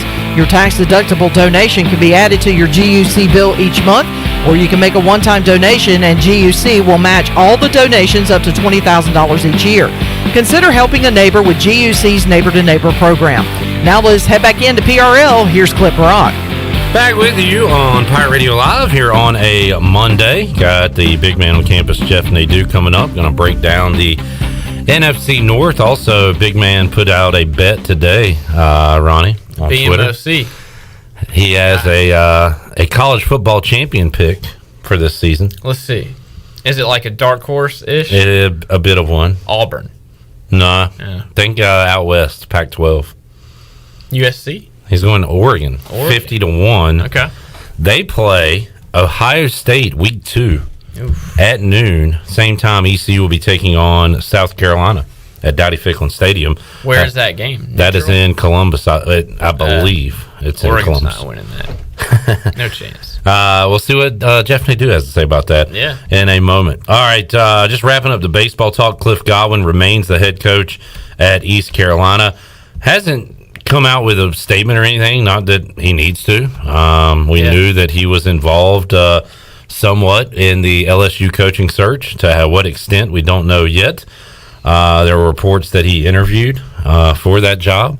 Also, we know that he has been recruiting for ECU baseball. Yeah. Was at the Conley Rose game. I saw him out there. You were out there as well. Yeah, talked to him for a minute. A similar conversation with that Brian Bailey had, pretty much. Hey, how you doing? Pretty similar. Yeah, he wasn't exactly in the hey, let's hang out and talk forever mode. It was kind of on the go, and yeah, that was about it. So there you go. Looks like the staff will remain intact. Yeah. As, hopefully Jeff Palumbo, Jason Dietrich will be back as well. Yeah. I mean, has Arizona filled their spot? They haven't. I saw a Kendall Rogers tweet today, kind of an initial list of guys. I think it was kind of West Coast focused, which makes sense. I heard you talk with Malcolm about some of that on Friday, which makes sense as well. Usually, guys kind of stick to their region, which is why the LSU hire was a bit of a surprise. Yeah, but that was their guy. And the only thing that I kind of figured out, it was the day before the hire. I talked to some people kind of around the LSU camp and said that it was Arizona's coach really that week had skyrocketed up their board pretty much, and they were going after him, and Cliff Godwin was still right in the mix, and maybe Corbin, they were waiting out. The Link Jarrett thing was kind of out there, but I don't know how serious. I mean, I think to some extent, I think me and you texted about it with Igoe as well before the hire. When I started looking at the Arizona coach, him and Cliff Godwin's resumes are like extremely similar. Johnson is 44, Cliff's 43. Kind of like have their programs in new heights or like consistent national heights as far as Arizona and ECU. The one different, or really the difference on each side maybe is Cliff had the SEC ties that Johnson didn't, but Johnson had been to a national championship series. They lost to Coastal his first year. Arizona had been to Omaha a few times. But, I mean, overall, like, their resumes I thought were really similar. So when I kind of heard that those two guys had moved to the forefront mainly, I thought that made a lot of sense. That clearly they were going after somebody in that range and not a retread or an older, type coach or whatever. But yeah, for ECU, obviously, it's a good thing. And, Cliff Godwin, and again, he never kind of publicly or really even privately talked a whole lot about it, but you can kind of piece together between the lines a little bit. He didn't want to, exclude himself from the conversation either, and he shouldn't. There's probably only a few jobs that he would entertain. It just so happened that both of them, that two of them were at play, at jeopardy. Yeah. So, I mean, look, That's life, and I don't know. I guess I was intrigued and never got to this point, but if he would have gotten offered by LSU, then what would have happened? Yeah. Would he have turned it down a la Alabama 2016, or would he have taken it? It never got, I don't think, to that point, because obviously they offered Johnson and he took it and they moved on. But LSU and Ole Miss, you can't fault him for entertaining that. It'd be like, again, people have to kind of step aside and think of life sometimes. Like, hey, Clip, do you want to go to a radio station and you have ties to that radio station? They want to pay you 3 times Triple as much. amount, yeah. It's kind of like, it's not like you're like, no way, I would never do that. I mean, it's be realistic. Yeah, there's no harm in that. Yeah, he probably interviewed or entertained it, or whatever was in the mix, and they hired the Arizona coach, and to Cliff's credit, he was out recruiting and still being ECU's coach until that changed otherwise, and obviously it never did. So he's here for another year.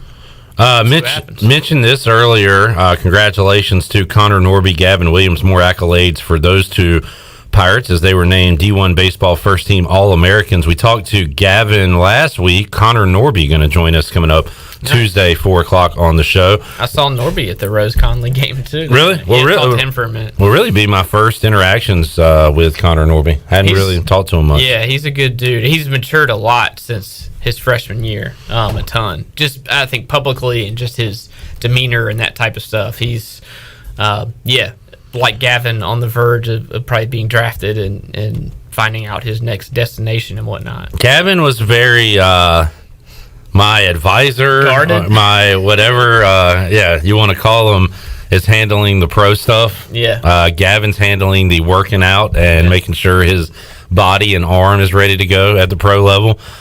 So we'll ask Norby what he's hearing, if anything, about his. Get a little more personality or whatever. Because I don't know. I don't. What is Connor Norby at the next level? What is he projected at, Ronnie? I mean, is he round 2? Is he round 3? Yeah, somewhere around there. I think in that range makes sense. 2 to 4 maybe. There's 20 rounds. I looked this up today because I couldn't remember exactly where they settled, but there's 20 rounds in the draft. So he's a definite draft guy, obviously. But I would guess 2nd or 3rd. 2nd to 4th maybe makes sense for Norby. And I saw a mock last night or this morning that didn't have Gavin in the first round. You've seen some that have. Yeah. I think he's going to be borderline first round, which at least creates some drama, because I think the baseball does it like the NFL. The first night is first round only. It might be 2 rounds, but it's always interesting if you have a guy that's kind of fringe first round or not. It'd be interesting to see how that plays out. But I think both those guys in the first, whatever you want to say, 4 or 5 rounds will get their name called and they will move on. Strange that it starts on a Sunday. Is that always the case? I think it's during the All-Star break, I read. Okay. I think that would fit. Right? So they go Sunday when they're wrapping up the final day of games. Yeah. And then Monday is the Derby and stuff, and then Tuesday is the All-Star Which game. is cool. So kind of the lull in the real season, it kind of gives teams and gives these guys who can get drafted their moment to kind of get some coverage and some love. First round is Sunday, July 11th. Day 2 begins 1 p.m. on Monday with rounds 2 through 10. I like that. So only one round on Sunday. We'll all be watching Sunday night at who knows what time that thing will end, probably like 11 or midnight, like most drafts go. And that could be when Gavin goes. Gavin goes, or he has to wait it out and go the next day, potentially early second round. That will be interesting. Have you started to talk to anybody, Ronnie, about the likelihood of Francisco, Cadell, like those guys, Worrell? I don't know who else. I think Francisco and Cadell are on the radar for sure. Every time you say, people say a certain, there's a few phrases, a little bit. Can see it on your face. Do I have one? And for sure. No, they're Mark Lindsay. I thought you were trying to pick on me. No, you just said for sure. And when that happens, I look at Chandler and he looks up at me and we lock eyes. I like it. For sure. I'm sorry. Go ahead. No, we're good. I forgot. Seth Goodell, Thomas Francisco for sure. I'm going to try and not say it. They are possibilities to get drafted and move on. I think there's definitely a chance for that. With catchers too, like we've seen it. I'm trying to think of some of the catchers are like, I don't know what the equivalent would be with football, but if you get picked or have a shot, you kind of need to go. You know what I'm saying? Like, you can't mess around just because of your legs, your knees. Was Watkins drafted? I don't think he was. Washer was I was thinking. Washer was picked in the 29th round. And he went, and it was a definite, like if you get picked as a catcher, usually they're not going to pick you unless you're pretty certain you're going. So different from some other positions in that regard. Like pitcher, obviously, are the guys can have some leverage, but catchers, you don't have a whole lot of leverage because your body and age. You want to kind of get, if you're serious about being a pro and doing that, you need to go when you can. So if Goodell gets drafted, I could see that would be in line with he's not going to get drafted. I don't think in return it would be he gets drafted and goes just because of that position. I don't have any exact intel really on that, but just kind of picking up on some things and the way that mainly works. My guess is he could be gone. And I don't know about Francisco. Maybe that's more of a decision maybe to make if that happens. But I could see obviously Gavin, Norby, and maybe Goodell being the three that end up going, and you see, what else happens. But the D1 baseball, I tweeted this out, and if you saw the starting pitchers, the All-Americans, were pretty impressive, man. Like Gavin, Leiter, Norby, Nikhazy at Ole Miss, who was a stud that we saw here in the Clark LeClaire tournament. I don't know much about the Texas guy. What's his name? Madden. Ty Madden. Obviously, they were in Omaha. I just didn't watch much of them. But those were your 5 starting pitchers as All-Americans. And at least to ECU people, 4 of the 5 are pretty household names, and we've seen, and obviously the 2 Vanderbilt guys and Gavin. But wonder how many high school pitchers there are that could go in the draft before some of these guys. Yeah, that's true. Yeah, I mean, I don't know. I think I've seen Nikhazy in the teens or so maybe a little ahead of Gavin. Again, I don't know much about the Texas guy, but those could all be first-round guys potentially, or, right there in the mix. Certainly 4 of the 5. But that's impressive, man, because Gavin was just such a wild card. There were some guys on the national level I talked to him before this season who would just say, I don't even count Gavin in the mix with the anything that he gives ECU is a bonus. Like at that point, we just we didn't know, and that was kind of the consensus I think with the draft, with whatever ESPN, just the national scale of Gavin is just such an unknown, and man, he put it all together. Yeah, if you go through a couple years, his name was probably on the radar as a freshman. He was drafted by Tampa Bay. Yeah. And then you go to a couple years of injuries and everything. There's the hot new toy is out there somewhere else. Exactly. And he had to kind of work his way as he did. Yeah. Back into the national spotlight, the draft spotlight, so to speak. And Norby kind of did too. I mean, they both put it together the year that you have to put it together, which doesn't happen for some guys. Some guys that they get that draft year and they kind of falter. But I mean, to Gavin's credit, especially because he could have got drafted last year. And he bet on himself and said, I'm going to come back and be a starting pitcher and be a Friday ace and improve my stock. And man, he did. And then Norby obviously was not really on the radar the same way Gavin was professionally, but he put himself there with a full season this year. So those 2 guys did it, and they're going to cash in for it. Let's take a break and say goodbye to Ronnie Woodward. We didn't dive into much football this week, Ronnie. We'll do that as we get closer to August and fall camp. No show. Did you say for sure? I did. Oh boy. We will have a best of next Monday, so we will not need your services. So we'll reconvene with you the following Monday. Speaking of football, I'm interviewing Blake Harrell tomorrow. Awesome. On the Cellular. So I'm going to have some football content out probably beginning later this week, maybe into next week, around the holiday, that type of stuff. About some ECU defense. Nice. So I'll I have high that, hopes. and we can talk about that some other time. And Will do. All that good stuff. Sounds good. Ronnie Woodward, Taylor Fletcher joining us today live inside the Pirate Radio studios. When we return, we will talk some football, little hoops as well, with the BMOC, the big man on campus, Jeff Nadeau. That is on the way right after this.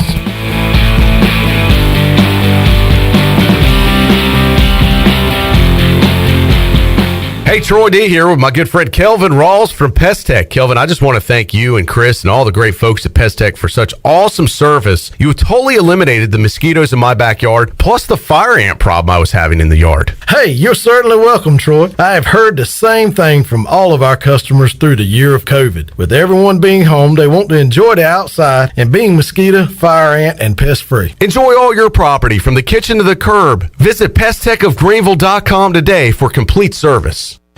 Hey Birdland, Orioles 2021 single game tickets are on sale now for all games June through September at Orioles.com/tickets. Single game options are flexible and affordable with individual tickets starting as low as $15.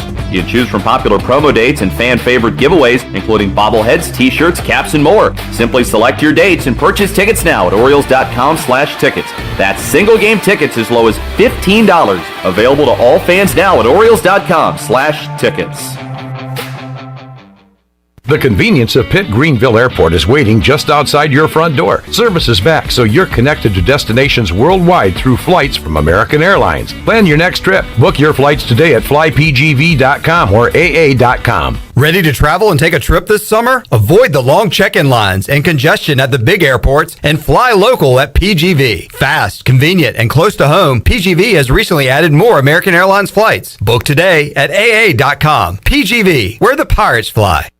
North Carolina State Parks is proud to announce that they have partnered with the Hometown Strong program. Our visitor centers are now equipped with public Wi-Fi to help kids with school. Remote learning has become a critical public health measure in maintaining social distance and continuing to educate our young people. Take advantage of Wi-Fi and a hike at Goose Creek State Park or a day trip to the beach and access remote learning at Fort Macon State Park. For more information, visit hometownstrong.nc.gov. Guess what, Greenville? Calzones are back. Community Calzone is the only restaurant in town specializing in calzones. Choose from over 50 different calzones, or you design your own with unlimited options, including vegetarian. Community Calzone also features wings, huge salads, and more. Plus, they deliver to almost everywhere in Pitt County. Located on Greenville Boulevard next to Ashley Furniture Warehouse, they're open for lunch, dinner, and late night for dine-in, pickup, or delivery. It's Community Calzone. If you're recovering from an injury, getting back into sports, dealing with everyday pain or fatigue, then Kinetic Physical Therapy and Wellness can help you get back on track and live well. Kinetic's award-winning staff features a TPI golf specialist that offers assessments and rehab to help you get back on the course and playing your best. This is Dr. Shondell Jones, and you deserve to live well. Call us at 364-2806 or visit kptonline.com. Go Pirates! While you're sleeping, our whole hogs are slow cooking over wood to create that bite that Eastern North Carolina is known for. I'm Sam Jones, and for more than 3 generations, my folks have been the torchbearers for what whole hog barbecue is supposed to be. At Sam Jones, you'll find plenty of smoke, but no mirrors. Everything, and I mean everything, is made fresh daily, including our sides, sweets, and sauces. Come on over and see us at Sam Jones Barbecue, and I bet you'll be able to taste our passion in just one bite. Sam Jones Barbecue, Fire Tower Road. This is Stephen Igoe. You've heard from me plenty on Pirate Radio Live and perhaps have read some of my work on HoistTheColors.net. Now, get an extension of our in-depth coverage on the Hoist the Colors podcast.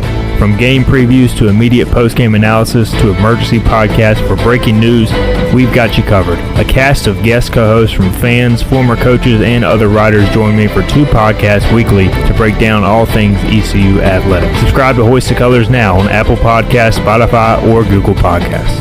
This is ECU assistant football coach Roy Tesh, and you're listening to Pirate Radio, the voice of the Pirate Nation.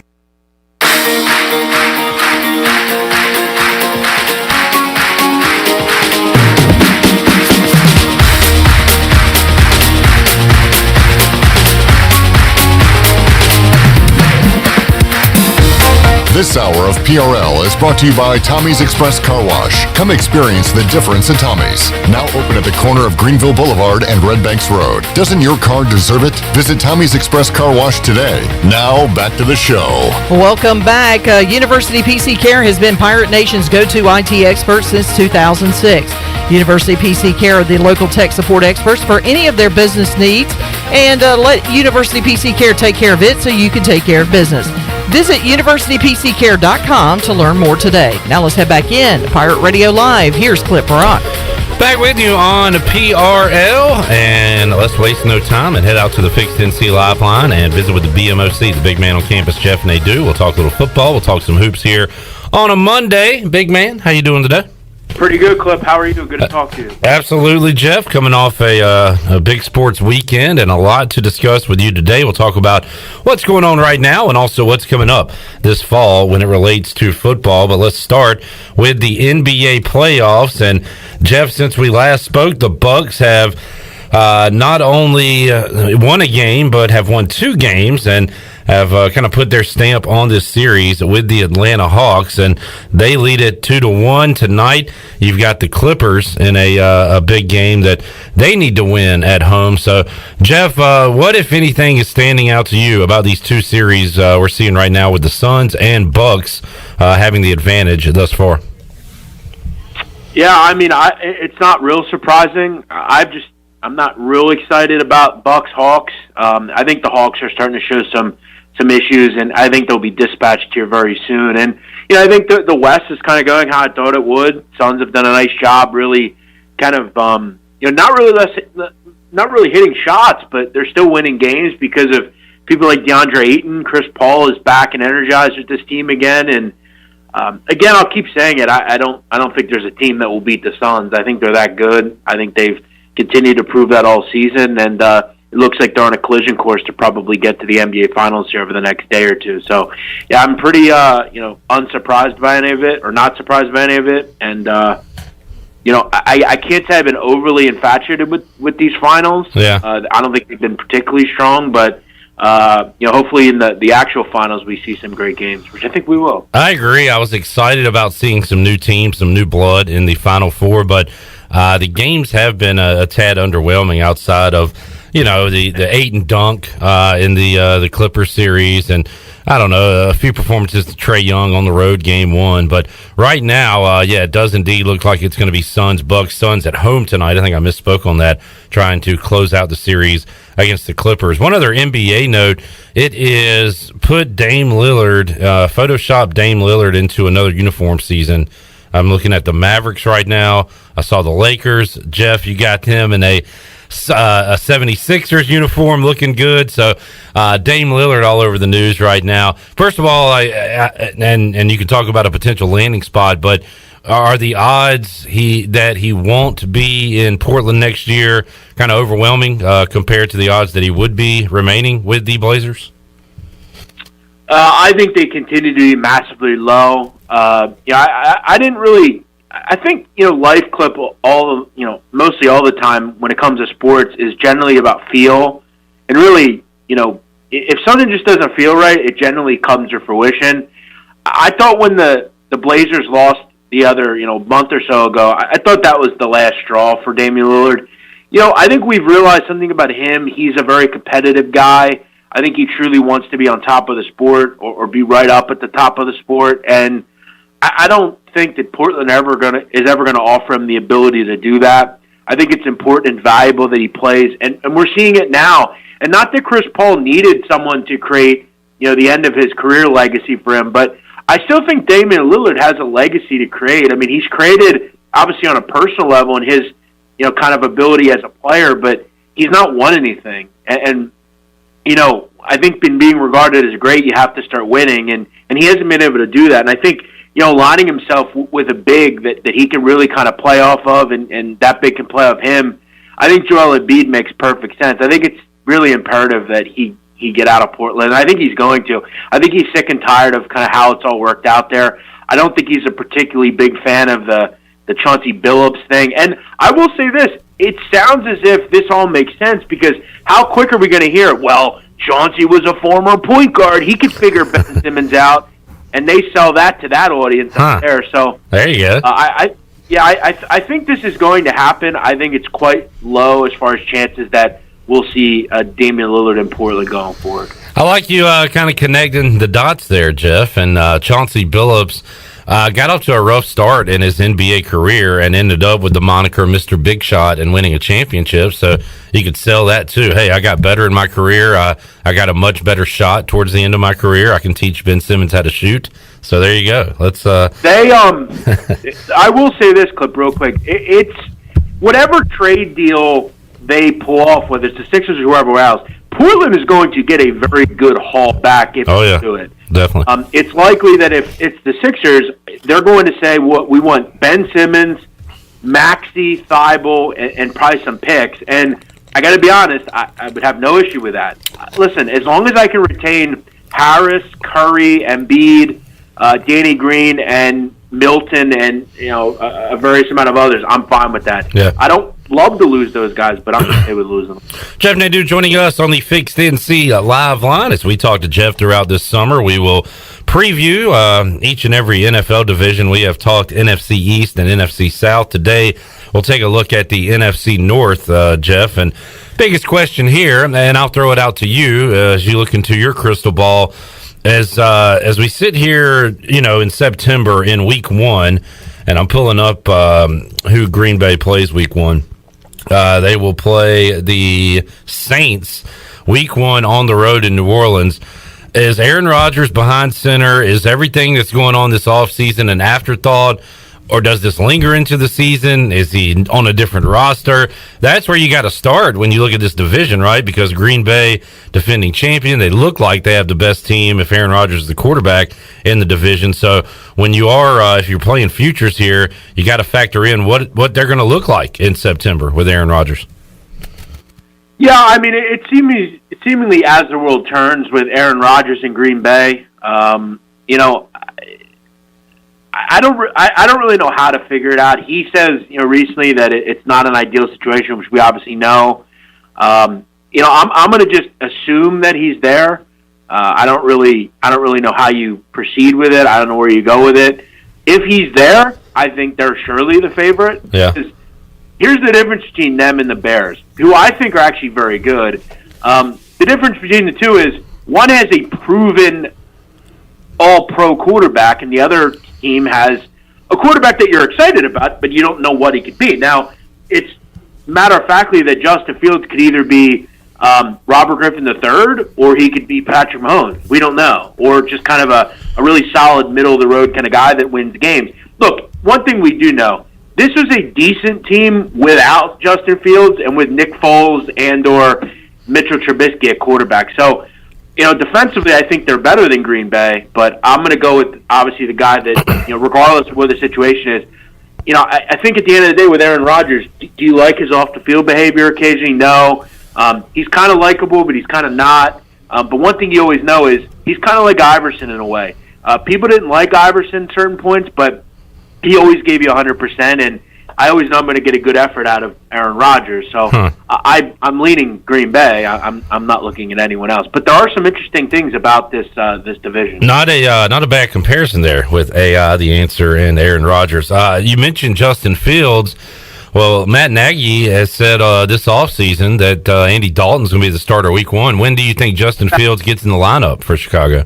Well, I will say this. This league is – I'm starting to continue to realize this year after year that a young quarterback is molded through coaching, and I think that's been no more evident with a guy like Baker Mayfield. Baker Mayfield had, Freddie Kitchen or not Freddie Kitchens. He had a couple different guys there that didn't work out. He gets a coach, and he finally starts to kind of figure some things out. I worry that Fields is going to have to deal with this imbecile at coach in Matt Nagy. That's nonsense. If Fields is the best option, he's going to win. Andy Dalton's not going to start. He's not good enough as a backup. If Mr. Fitzpatrick, maybe, but that's nonsense. That's not true. Justin Fields will start. Now, again, this is the best quarterback if it's Fields they've had there in a while. And look, it all comes down to does he pan out. But they have a good offensive line. They have some really solid skill position players, one of which in Mooney that I think really came on as a top-level player for them. They still have Allen Robinson, who's very good. They've got some speed. They've got a good run group. And defensively, I'm interested in seeing what we get this season because I thought they played pretty poorly over the last 6 weeks of the season or so. But I think they have the ability to be really good. I trust Fields a lot more than I trust other quarterbacks in this division, frankly. So, and that's crazy because he's never played a snap in the NFL. Yeah, talking to Jeff Nadeau, the big man on campus, joins us here on the Fixed NC Live line.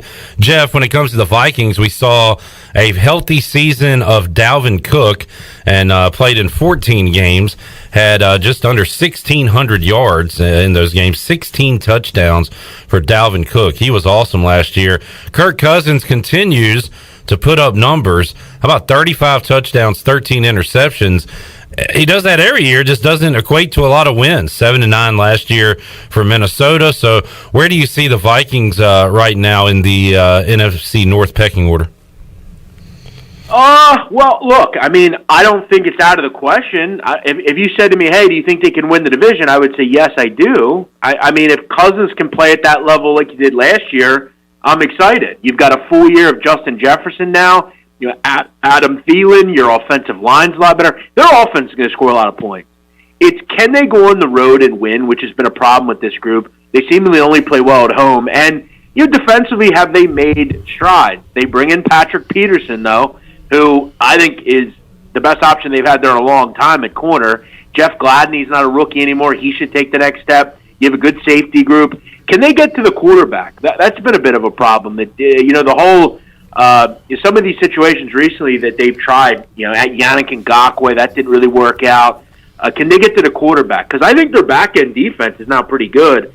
I only wish that the Eagles had this secondary because no one would score on the Eagles if they had the Viking secondary, in my opinion. You know, because we have a great front seven, can we get stops in the back end? So if we kind of switch defenses here, I think the Vikings would be a really great defense. But we'll see. I'm still kind of worried about them defensively, and you know, as you said, Cousins is a little inconsistent over the years.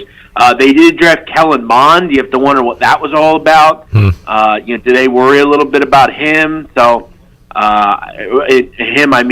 Cousins. Right. So we'll see. Wonder if your boy Blake Pro will make the team. That'll be interesting. Yeah, really sure-handed guy who would be a good target for Kirk Cousins. He'll get a shot. Looking forward to seeing him in some preseason action as he tries to make the team. Jeff, if you told me the Lions gave up the most points in the NFC last year, that wouldn't surprise me. If you told me the Vikings gave up the second most at 475 points against last year, Lions were the worst at 519, would have been a little surprising because over the years they have had a solid defense with some good rush-ins and always seem to have a good defensive line. Of course, Linval Joseph, former Pirate, now has moved on to L.A., but they were second to worst defense points allowed in the NFC, and the worst was the Lions. I heard an interview with someone from Pro Football Focus, and they asked who had the worst rosters in the NFL going into this year, and they said the Houston Texans and the Detroit Lions. So good luck to Dan Campbell in year one there as the head coach, as they'll be also welcoming in a new QB with Matt Stafford gone now in Jared Goff.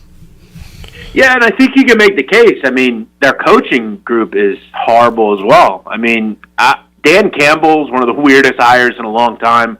Anthony Lynn at offensive coordinator. I guess he can't screw games up that much being an offensive coordinator. But, yeah, I mean, look, I kind of feel bad for Jared Goff at this point. I don't know. I thought maybe with, like, some of the teams we've seen in the past for the Lions offensively, maybe you're excited. But, you don't know what the hell this team is on offense. I don't know how they get stops defensively. I like Okuda, but I don't like much else in that defense. A lot of, I think, guys kind of past their prime. I think that roster stuff's correct. I think they're probably a 3 or 4 win team, if that. They've actually got a pretty good offensive line. That's about the only thing. So maybe, I don't know, maybe Perriman and Amon-Ra St. Brown, the rookie, maybe he can show out or something. I don't know. It's a pretty bad team. They had some shots a couple of years ago with some of the Matt Stafford years, but yeah, they're pretty bad on really all levels.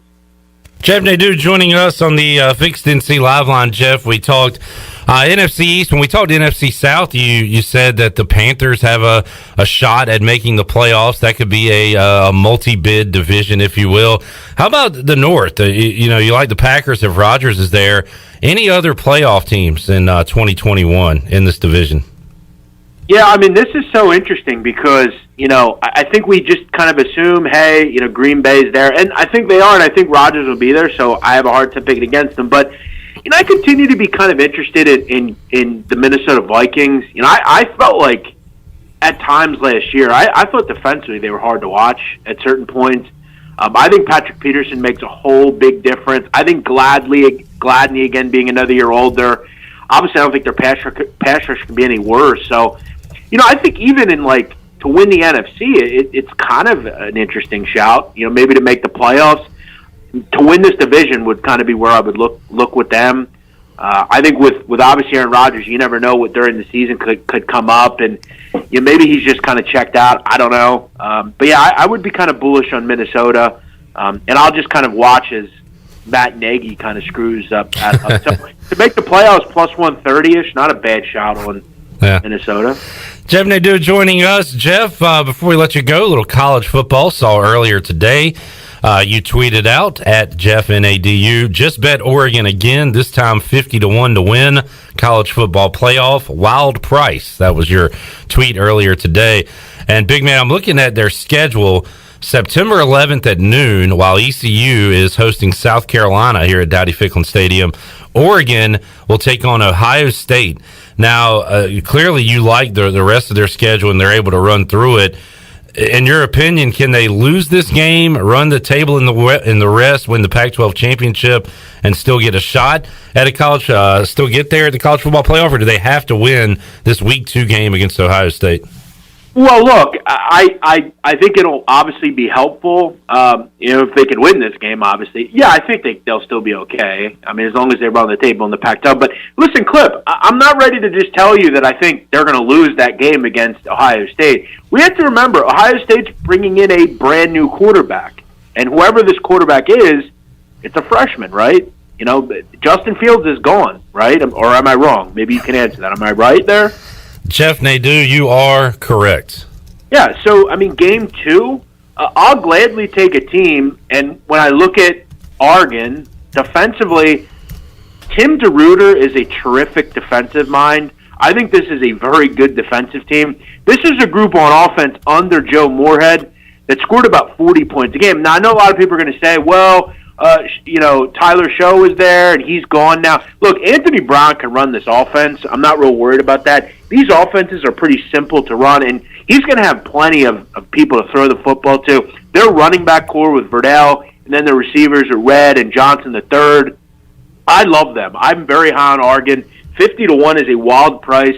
I know they're going to be a huge underdog in that game against Oregon. In fact, maybe you can tell me, maybe for some look-ahead lines, this actually might have a number already. But I'm real high on Oregon. I think the Pac-12 is always represented in the college football playoff. And at 50-1, I have the opportunity to sell this ticket. I have an opportunity to really do whatever I want. By the way, Clip, Oregon is a 10-point dog in Game 2 against Ohio State. Ridiculous. Absolutely ridiculous. I'm going to call right now, Oregon goes in and wins the football. Put your bet in now for September 11th. Oregon.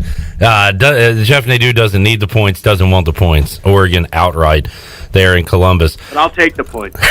I'll take the points as well. Jeff, man, you fired me up talking some football there. We'll do it again on Thursday when we chat with you. We'll talk NFC West and maybe dive into a little college football as well. We enjoyed it today. And folks, check out the Sit Down podcast where Jeff Nadeau talks mafia, history, a great storyteller, and great stories told on the Sit Down. So, Jeff, keep up the good work there, and we'll talk to you again on Thursday. Thank you, Clip. The show this week, if you like stories, I urge you to check our story out this week. We are talking about someone that I'm going to go ahead and guess most listeners won't know who he is.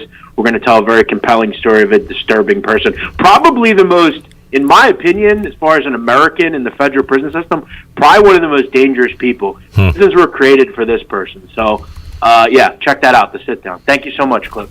Jeff Nadeau joining us on a Monday edition of Pirate Radio Live. Let's take a time out, come back. Huge Hour 3 on tap. Championship Radio. We'll talk to Ronald Vincent, who just won another state championship at J.H. Rose. Also, Corey Scott, who just won another championship at the Greenville Little League level. So we got a ton to talk about in Hour 3 with RV, Corey Scott, Troy D is here, and we'll be back with you after this.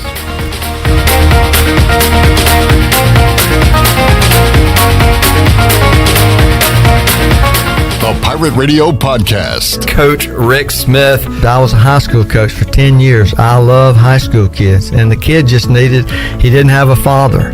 Right. His mother worked 2 jobs to try to make ends meet. And he was a great kid. She was a great girl, his mother. And I knew where his head coach wanted him to go.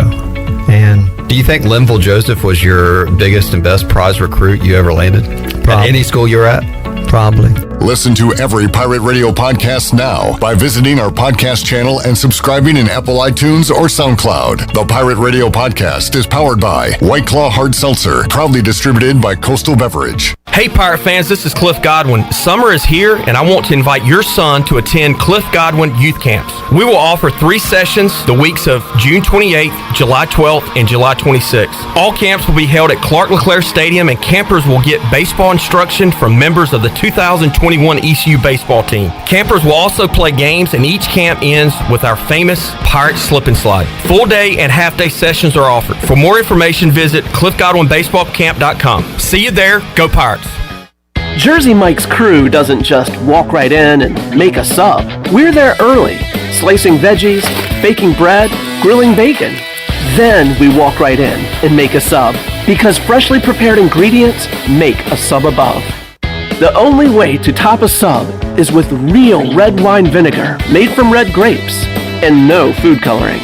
And the only way to get it is at Jersey Mike's, because authentic ingredients make a sub above. Ahoy there, mateys! It's Captain Jack Spare of R&R Tire Express, your local tire and wheel shop in Greenville, offering affordable, easy payment options for easy ownership, savvy? Our customers love our treasure of tires and wheels, easy payment options, and customer care package, too. To learn more about R&R, stop by 3920 US 264 or rnrtires.com. At Tiebreakers, we pride ourselves on serving big, juicy wings. I'm talking big and juicy. Our chickens are the same ones that kick sand in the other chickens' faces. If our chickens played football, they'd be linebackers. The competition's chickens, they'd be skinny little kickers. Trade those kickers in for linebackers. Tiebreakers is open every day at 11 a.m. Follow Tiebreakers on Facebook and Instagram for daily updates. Hey Pirate fans, it's time to get that yard done right with the new John Deere mower from Quality Equipment. Our premium lawn care lineup is what every homeowner needs this spring. A John Deere will change the way you mow with easy-to-use attachments, effortless steering, and intuitive controls. Right now, save up to $700 on X300, X500, and X700 series mowers. Learn more at QualityEquip.com and get quality done right. Offer ends 10/29/21. Some restrictions apply. See dealer for details. University PC Care has been busier than ever repairing personal PC and Mac computers and iPhones during this pandemic. And we thank you for your support. Now, with everyone streaming and doing work from school and home, you may have discovered that your home Wi-Fi just isn't cutting it. It may be time to upgrade your home network, and University PC Care can help. To make a network assessment appointment and discover upgrade options that fit your home, go to talktowilliam.com or learn more at universitypccare.com.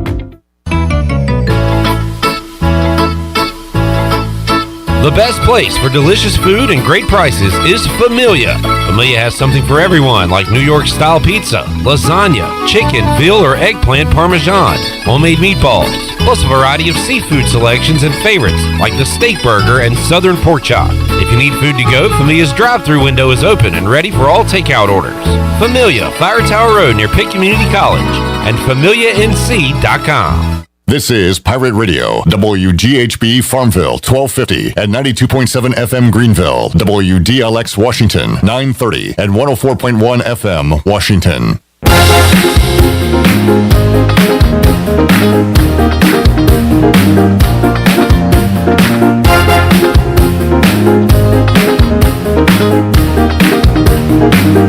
You're listening to Hour 3 of Pirate Radio Live. This hour of PRL is brought to you by Bud Light, reminding Pirate fans to stay in the game and drink responsibly. Bud Light, the official beer of the ECU Pirates, and proudly distributed by Carolina Eagle Distributing since 1989. Now, back to the show. Welcome back. Save lives, be a hero, and make $1,000 your very first month donating plasma at Grifols Biomat USA. It's the easiest way to make some extra money. Start now at Biomat USA on 505 South Memorial Drive. Make up to $1,000 in a month and save lives now at Grifols Biomat USA. A better donor experience and better pay. Now let's head back into Pirate Radio Live. Here is your host, Clip Rock. All right, big hour 3 on the way. We're going to make you a champion, open up the booty bag, and have a prize for you during this hour. So you'll be a winner, just like RV, the legendary coach of J.H. Rose, Ronald Vincent, who will join us in just a moment. Also, Corey Scott, who won a championship with Remax on over the weekend as well for Greenville Little League. Troy D., an hour of champions here on Pirate Radio. Yeah, it's going to be a fun hour. And hard to believe, Clip, by the time I talk with you Thursday, we'll be past the halfway point of the year. 2021 is already halfway over this week. Unbelievable. Can you believe it? I can't. What if I told you this year is flying by? I can't. No, it's like, it is a little stunning that half the year's already gone. This year, I will say this year's gone a lot faster than last year. This year's flying by. Like 2020 dragged forever. This year's a blur. I don't even remember what I did back in March. By the end of this segment, it might be July. Let's take a time out so we can call RV. Yeah. And I might have a Cliff Godwin potential update for you. You might have a Cliff Godwin potential update. Yeah. Okay. You'll have to ask me about it later. All right. Yeah. I just left the baseball facility. Okay. At ECU. All right. Yeah. I'll ask you about that. Okay. Later on. Make a note. This hour. Because I'll forget, so be sure to. Will do. All right. We'll be back with Ronald Vincent. The legend. The GOAT. When we return. No one has won more high school games, Clip. I know. I'm aware of that. Just letting you know. You want to take us out? We'll be back right after this.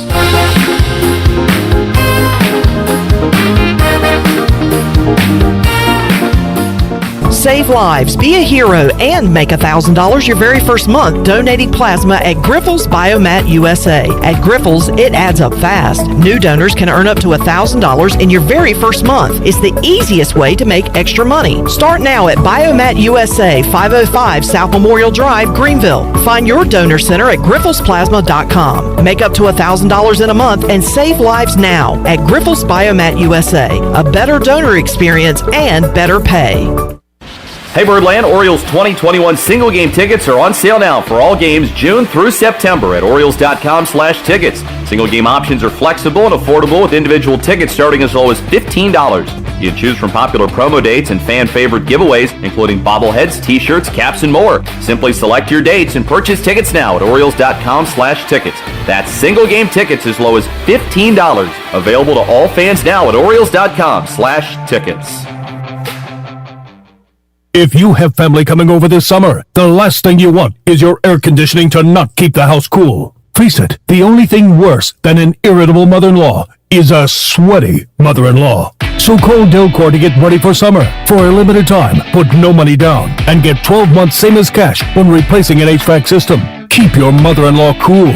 Everybody will thank you. Go to DelcorInc.com or call 252-321-8868. Delcor, the service professionals. This is James Greenleaf, the General Manager of Delcor Heating, Coolant, and Plumbing. If you've been holding off on replacing your AC unit, I urge you to make that decision now. The factories have warned all their dealers that HVAC equipment delays will get worse as demand exceeds production capabilities this summer. Don't wait until the peak of the summer heat to get your equipment replaced. Let's get your home ready now. We have great financing options available, including same as cash, no interest, and no payments for 12 months. Call Delcor at 321-8868 or visit us at delcorinc.com. Delcor, the service professionals.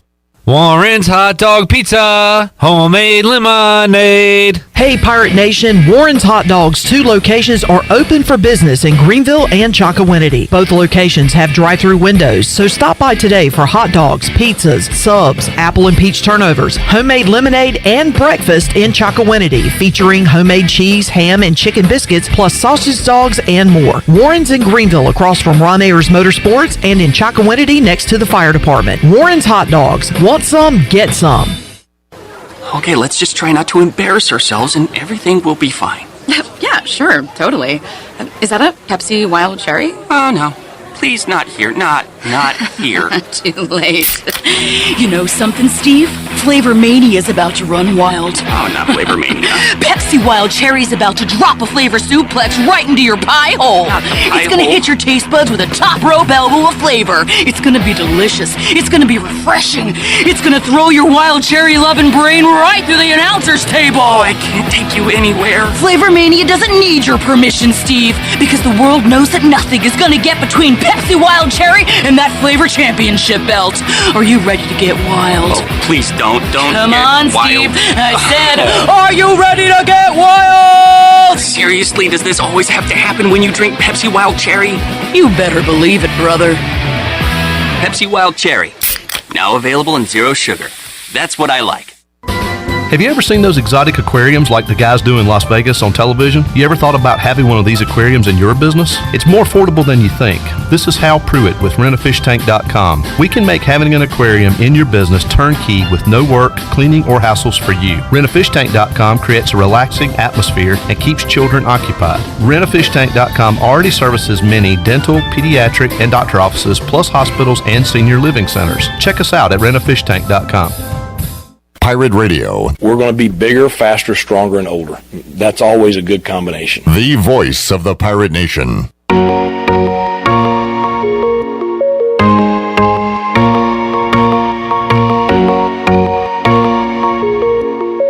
You're listening to Hour 3 of Pirate Radio Live. This hour of PRL is brought to you by Bud Light, reminding Pirate fans to stay in the game and drink responsibly.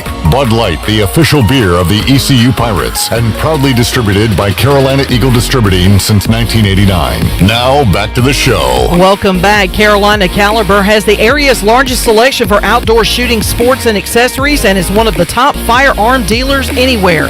At Carolina Caliber, they have everything you need for hunting, home defense, and personal protection, including a wide variety for ladies and youth. Carolina Caliber will buy, sell, and trade. Carolina Caliber, locally owned and operated since 1960 on Fire Tower Road in Winterville. Now let's head back in to PRL. Here is Clip Brock. Alrighty, thank you, Shirley Rhodes. Welcome back, Shirley. After a week off, Chandler Honeycutt, video production today.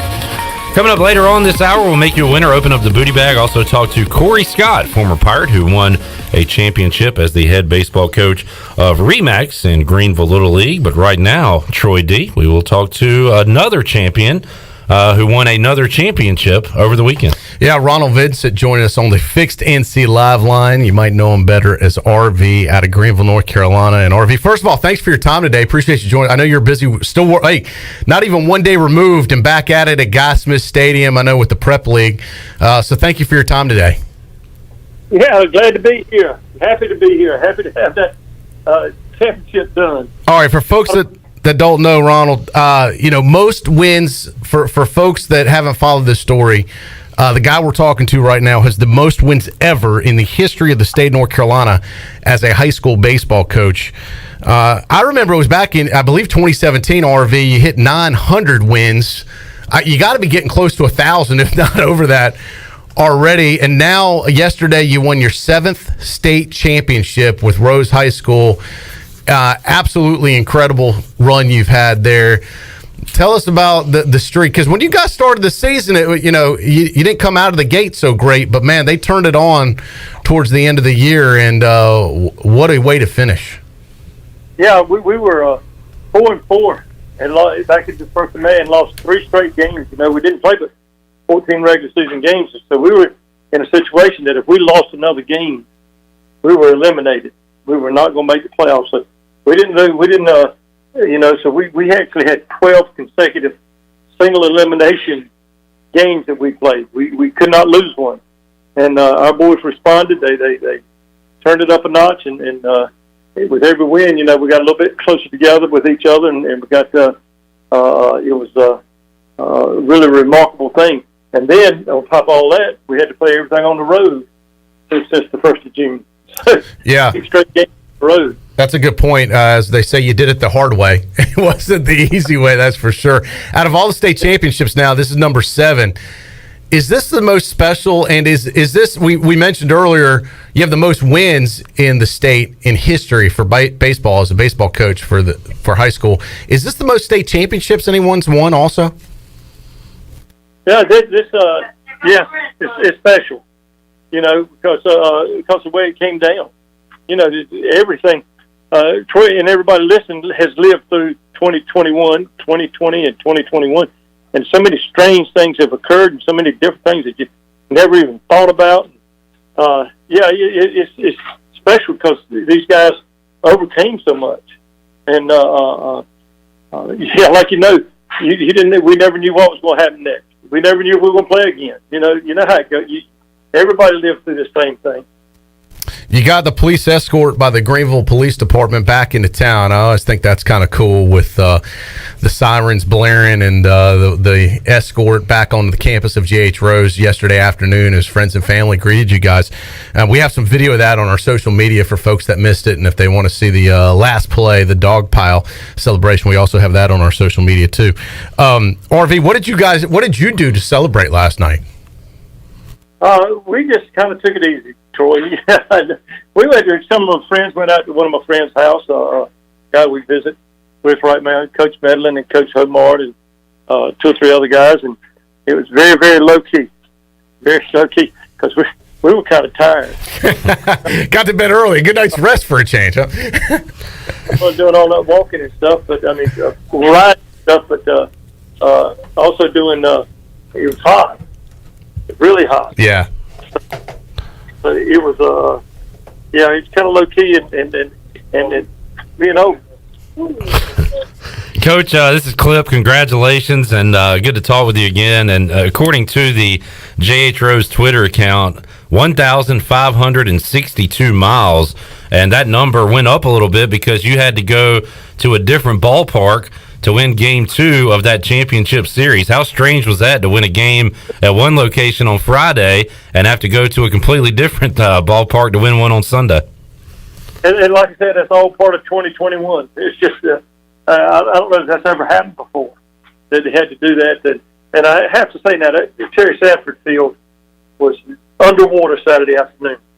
We saw the video of it, and it was incredibly good yesterday. That field was very, very, it was almost perfect to play on. And you have to give the Terry Sanford crowd a lot of credit for what they accomplished yesterday. It was a good place to play. Once again, we're talking to Ronald Vincent, RV, legendary baseball coach at J.H. Rose. Now, 7 state champions, won that 7th yesterday. Against, was it Sam Hill? Did I get the name right? Cox Mill, sorry. I just called them the losers. What in Sam Hill are you talking about? Sam Hill, Cox Mill, it all sounds the same. Anyway, RV, I got to ask you this because I heard some people saying, hey, look, Cox Hill had a charter bus. They got to stay in a hotel. Cox Mill. What did I say? Cox Hill? Yeah. All right, let's just say the other team. Yeah. The other team had a charter. They got to stay in a hotel. But I was told you guys were offered that, but you were the one. They said, look, RV wanted everybody to sleep in their own beds and declined and said, no, the team, you wanted the team to be back here in Greenville, figured they'd get a better night's rest here at home and didn't worry about the charter. He took the activity bus, and it seemed to work out. It seemed to be a good call. Was that your decision? I guess that wasn't something the High School Athletic Association made you do, right?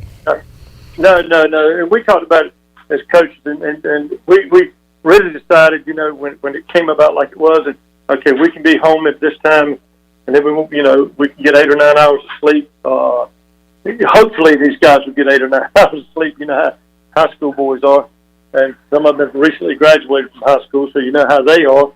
But we thought it was in our best interest, you know, not to have so much downtime around the hotel and all that stuff. And I think it really helped us in the long run. I really do, because our guys, you know, got on the bus, got time to settle in and relax and you know, get themselves ready to play. But yeah, we were and we don't like to do trailway buses. We don't like to do that because it seems like things don't turn out good when we get off the trailway. Yeah, well, you made the right call. Who drives the bus? Is it you? Medlin. Clay Medlin? No, Clay Medlin. All right. The bus. So Clay's driving the bus, and I'm sure Marvin's giving directions the whole way. Yeah. And that's pretty much the way it goes down every day. Now, Marvin Jarman, he's been a part of every one of these with you, hadn't he? Right. He's been there the whole time.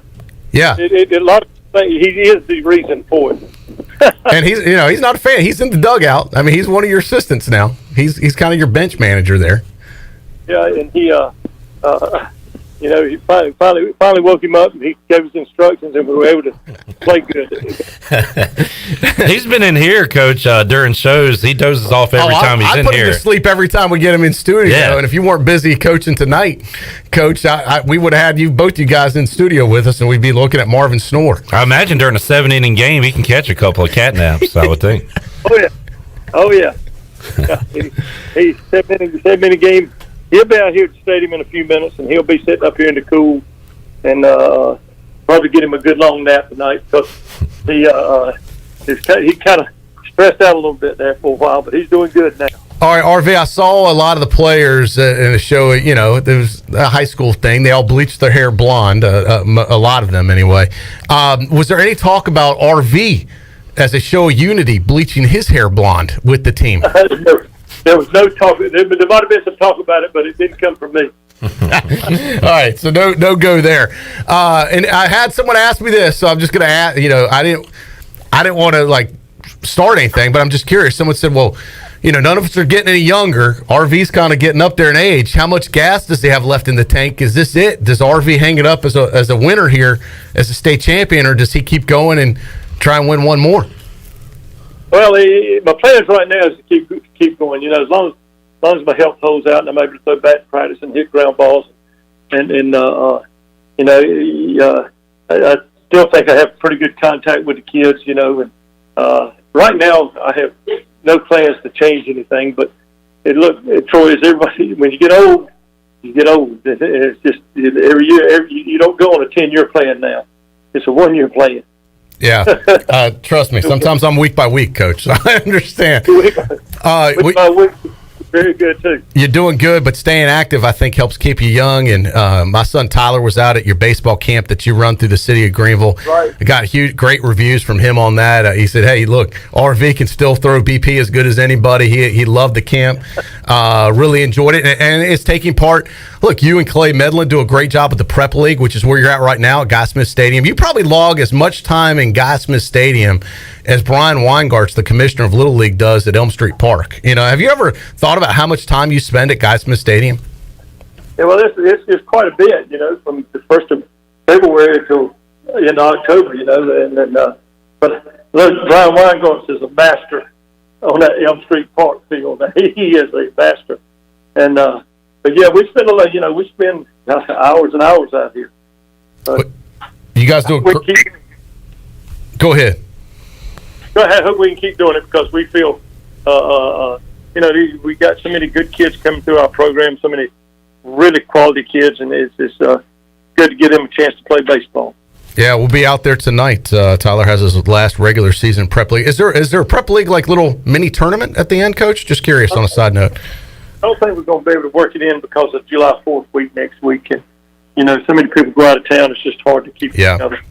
So we're trying to figure out what we can do, but pretty much it's going to be over after this week. All right. So what's next for Ronald Vincent after this week and prep ball winds down? What do you do the rest of the summer? Well, we've got a couple camps. We got the the little small fry thing they have down Elm Street Park next week, and then we've got the state Babe Ruth tournament here, and then we've got Southeast Regionals here at the end of July. So we'll be all right during those times. And we get to August, and I intend to go hook up with Joe West somewhere at a Major League ballpark for a few days. Oh, that'd be cool. Yeah. That's my goal right now. I wanted to go for his record-breaking game way back in May, but we had games going on, and I couldn't do it. And we talked the other day, and he told me where it was going to be later on. I'm gonna make one of them this year because this could be his last year. Yeah, you know what they call Joe West? The Ronald Vincent of umps. Okay. Coach, have you you said you talked to Joe West. Have y'all chatted at all about the new rule implemented into baseball where they're having to basically inspect the pitchers, look at their hats, look at their gloves, look at their belts, all that stuff? Have you talked to him at all about this new deal in baseball? Just for about 30 seconds, and I cannot repeat what his feelings were about this rule. There you go. All right, enough said. Yeah. On the radio, feelings about what they're having to do. Yeah. I hope that answers the question. Yes, sir, it did. Yeah. RV, congratulations. Awesome success. Clip, you mentioned this earlier today. And listen, whether you went to Rose or not, or whether you're a rival at Conley, everybody that knows RV that I've met, that has ever met you, no one's ever said a bad word about Ronald Vincent. True. So you're doing something right, RV, when you can live your life and touch as many people as you've touched throughout your career, and nobody has anything negative to say about you. You're doing something right. So keep up the good work. We're proud of you. You do a great job for Rose and really Greenville, and really baseball in Greenville, not just Rose. Obviously, that's your main gig, but you help kids from all different programs, all different schools, and a lot of people don't know that. But you really do a lot for baseball in the city of Greenville, North Carolina. Well, thank you, and it's really about Rose and all that, but it's really about people that want to play. We've got to give them a chance. We've got to give these kids a chance to play and have fun and enjoy it and be able to look back upon it and say that was a very pleasant experience. And we really don't care which school to go to. We just want them to come out here and enjoy it. Tell Marvin Jarman we said hello, and we'll have to get you guys back in studio next time when things die down a little bit. Okay, there has been a Jarman sighting a few minutes ago coming into the stadium, so all right, it's going to be under control out here tonight. And if he needs a ride home tonight, tell him I'm available. I give him a ride from. I'll be at Guy Smith in an hour. So. Okay, I'm gonna tell you. All right, thanks, Ron. Great speaking with you. Congratulations again, and we'll talk again soon. Okay, thank you. All right, Ronald Vincent, the legend. Many would refer to him as a GOAT in the high school baseball ranks, and really, who is better? I mean, who has won more games? No one. Who's won more state titles? No one that I know of, and just continues to get it done. And it is pretty impressive, Clip, to have a tenure that long at one school. You know, some people can build up those wins at multiple schools, but to be able to do it at one school, it's unprecedented. And as you said, he is a great man. I put him in my my Mount Rushmore of sports. I saw that, and I was thinking, who would I switch out? And I was struggling to switch out. I think it's a great list. Maybe Coach O would be on the bubble if I had someone better, but right now I don't know if I do. You want to go ahead and tell you who your Mount Rushmore of nice, what was it? Nice coaches? Nice sports people. Yeah, nice sports people. Around these parts. Yeah, they don't have to be a coach. Yeah. It was RV. Ronald Vincent, Cy Seymour. Yeah, super nice guy. Bo Batts. Yeah. And Coach O. Bo Batts is probably one that has a little super nice guy, but probably more of an edge and humorous than the other guy. You know, other guys are more strictly business usually, but Bo Batts is kind of half comedian. But all great dudes. They are. I don't know if I'd replace any of them. I think I agree with you on that. All right. Yeah. Shirley That Rose. is why I gave you a like on that. Oh, appreciate that. Yeah. Shirley, let's open up the Pirate Radio booty bag here on a Monday. We talked to a winner. We got another winner. Booty, booty, booty, booty, booty everywhere. Booty, booty, booty, booty, booty everywhere. Let's make you a winner right now. 317-1250. Shirley, what would you like to hand out today? A $20 Captain Special car wash. Who wants a car wash? 317-1250. What caller are we looking for? I'm going to go with, why don't we go with caller number 6? Caller 6 at 317-1250 is a winner. And when we come back, we'll go from one championship coach clip to another. Corey Scott winning his 3rd city championship in Greenville Little League, which you know is a big deal, over the weekend. So I watched it on television. Yeah. In public. Yeah, at a sports at bar. AJ's. Yeah. On the center TV. So we'll talk. Corey is involved in All Stars, also busy coaching, unable to come in studio. We'll talk to him live, though, on the Fixed NC Live line. So Corey Scott going to join us. 3 city championships in 4 years. What a run he's had. We'll talk with him when we return right after this. Hey Pirate Nation, this is Tom Brown from Brown & Wood Buick GMC Truck. We've been serving the Pirate Nation in Eastern North Carolina for 83 years. We have 4 brands, 3 generations, 2 showrooms, and 1 goal to make sure you leave a happy customer. This month at Brown & Wood, get an all-new Buick Enclave 2021 and save over $6,800 or 0% for 72 months. As always, Brown & Wood is the home of the lifetime powertrain warranty. We're located on Greenville Boulevard next to the Convention Center, or shop us online at brownandwoodauto.com.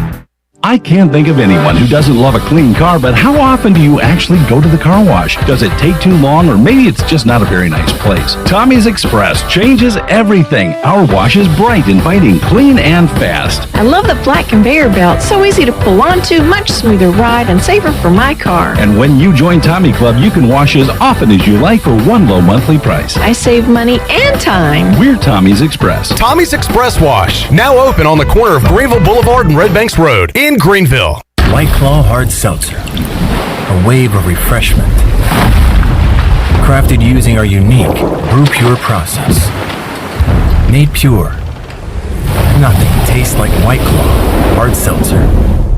White Claw Hard Seltzer, available in 5 fruit flavors, 2 grams of carbs, gluten-free, and 100 calories. Find it at whiteclaw.com. White Claw Hard Seltzer, nothing tastes quite like it. Proudly distributed by Coastal Beverage. Please drink responsibly. Here with Mike Mullis from Fixed NC. And Mike, you were telling me the other day, people ask you all the time, I didn't know you did that. What does that mean? You know, anything that involves property damage repair, call us first. If it's your crawl space, you've got interior humidity issues, a water loss, your ice maker line breaks, obviously fire and smoke, everybody knows we do those. But anything that involves interior or exterior property damage, we're your repair experts. Mike, how can everybody get in touch with you? 252-999-0001 or fixednc.com.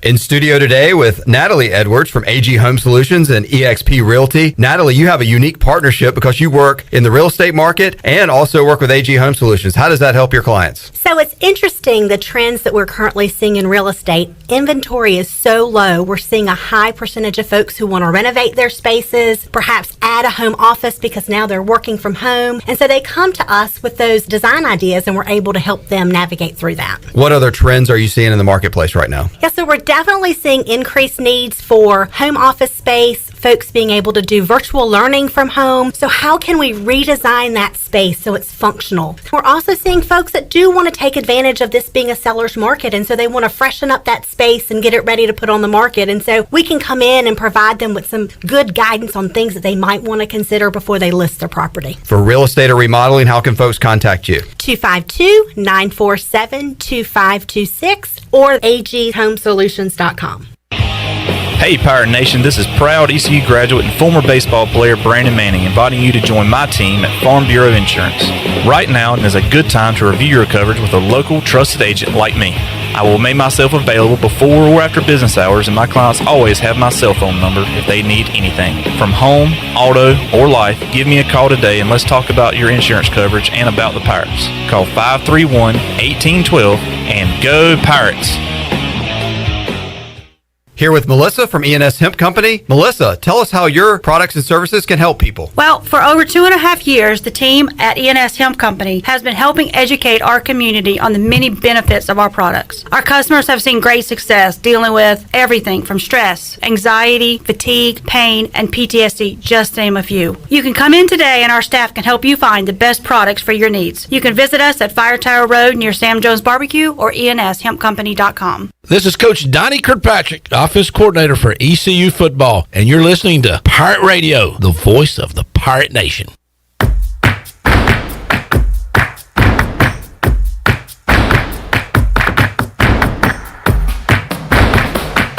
You're listening to Hour 3 of Pirate Radio Live. This hour of PRL is brought to you by Bud Light, reminding Pirate fans to stay in the game and drink responsibly. Bud Light, the official beer of the ECU Pirates, and proudly distributed by Carolina Eagle Distributing since 1989. Now, back to the show. Welcome back. Orthopedics East and Sports Medicine Center of Greenville's new extended care clinic is now open Saturdays and Sundays from 10 a.m. until 2 p.m. so you can avoid the emergency department for any urgent orthopedics care.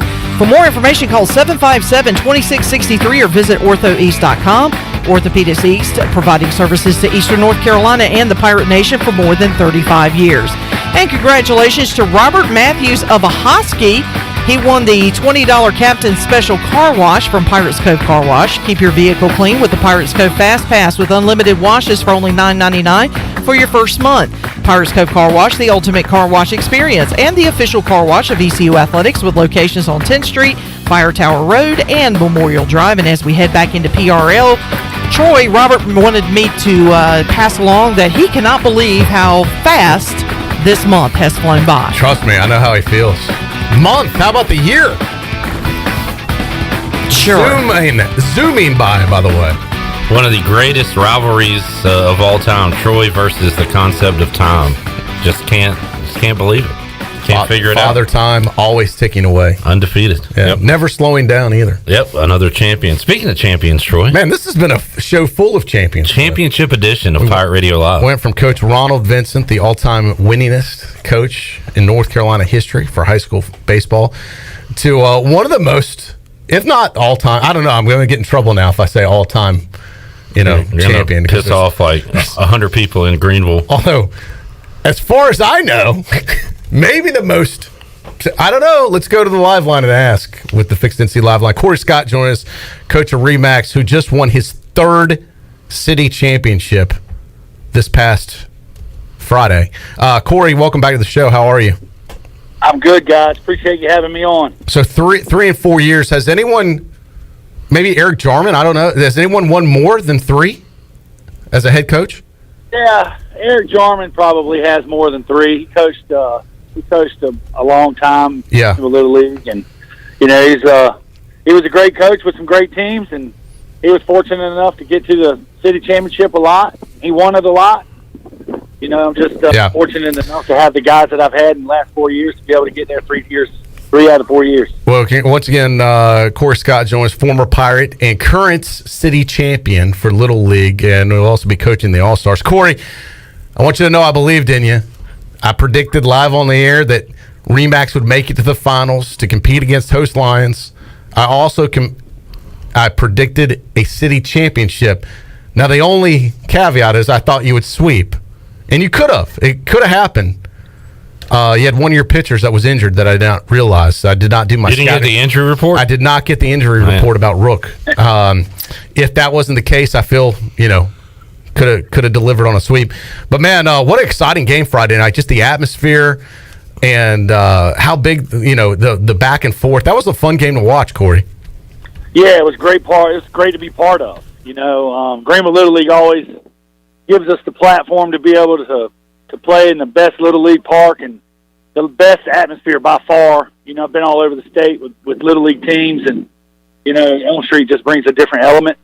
And when you get to the city championship, those kids out there, the excitement that they had and just rooting against people and for people. And, I don't know, there's probably 1,000 people there at a Little League game. Yeah, I'd say that's about right. Fun, really fun to be a part of. And, no place else I'd rather be than Elm Street Park on a Friday night. I mean, you had 1,000 people in attendance. You had it looked like a few hundred, if not more, watching live on Facebook through the Greenville Little League broadcast.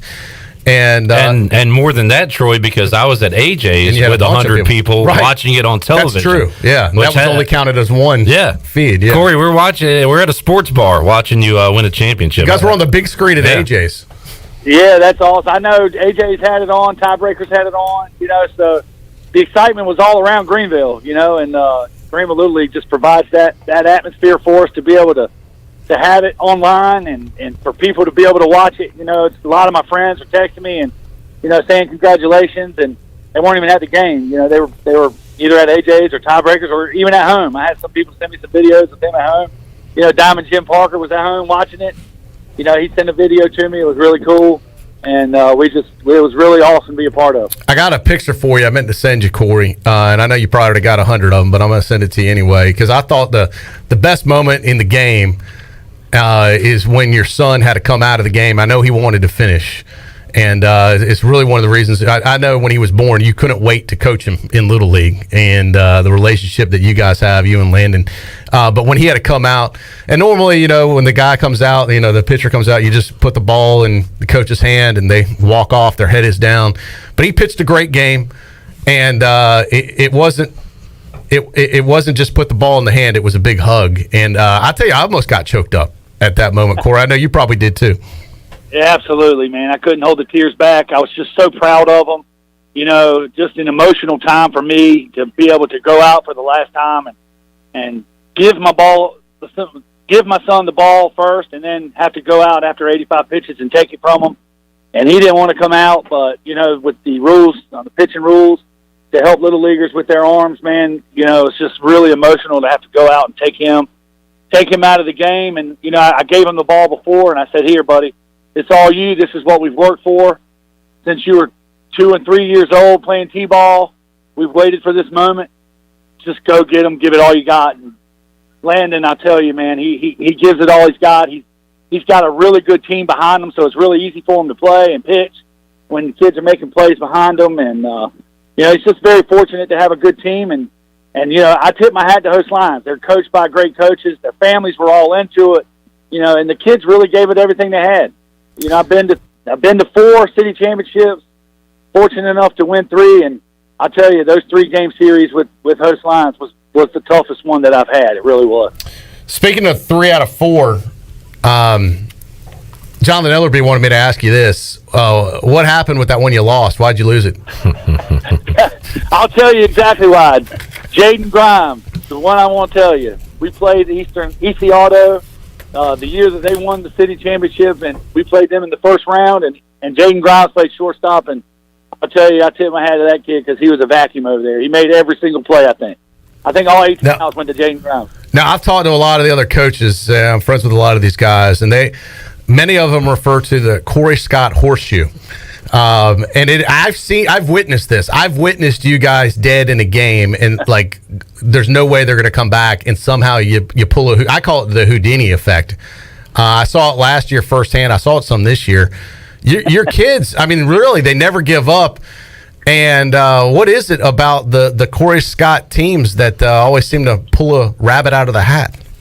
Well, it ain't really the Corey Scott teams, but I tell you, Ramey calls me Houdini, and you know what, man? I just go out and I try to instill in these kids that, this game is about life. And life, you're going to have to just keep fighting, never give up. You're going to have ups, you're going to have downs, you're going to have things that happen to you. And, what makes the difference between a good player and a great player is great players know how to act when things go bad. And they know how to dig themselves up. They know how to pick themselves up. They know how to keep going. And I try to instill in these kids that this is not just a one-team game or a one-person game. You're going to have the whole team out there. And I always, always, always preach. That's why we don't have names on our back, because no one cares about the name on the back. It's just about the one on the front. And, the kids just never give up. Man, they don't give up. They don't give up. There's 18 outs in the game.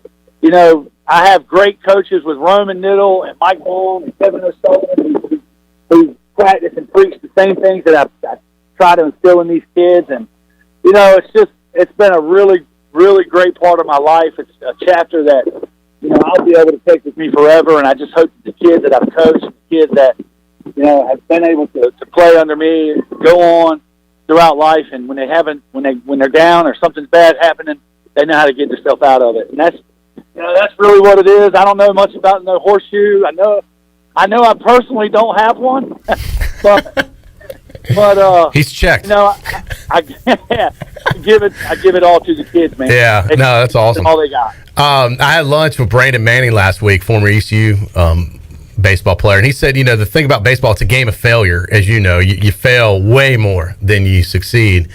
But the players that separate themselves are the ones that can put that behind them and focus on the now and not get stuck in, I struck out last time. And it is a mental game. There's a lot of folks that it's hard to get past that, or you maybe missed a play in the field. But the quicker you can get over it, those are the players that really are able to move on and be successful. So I agree with you, Corey, and your team did a good job with that. I broke this news last week. I want you to confirm it.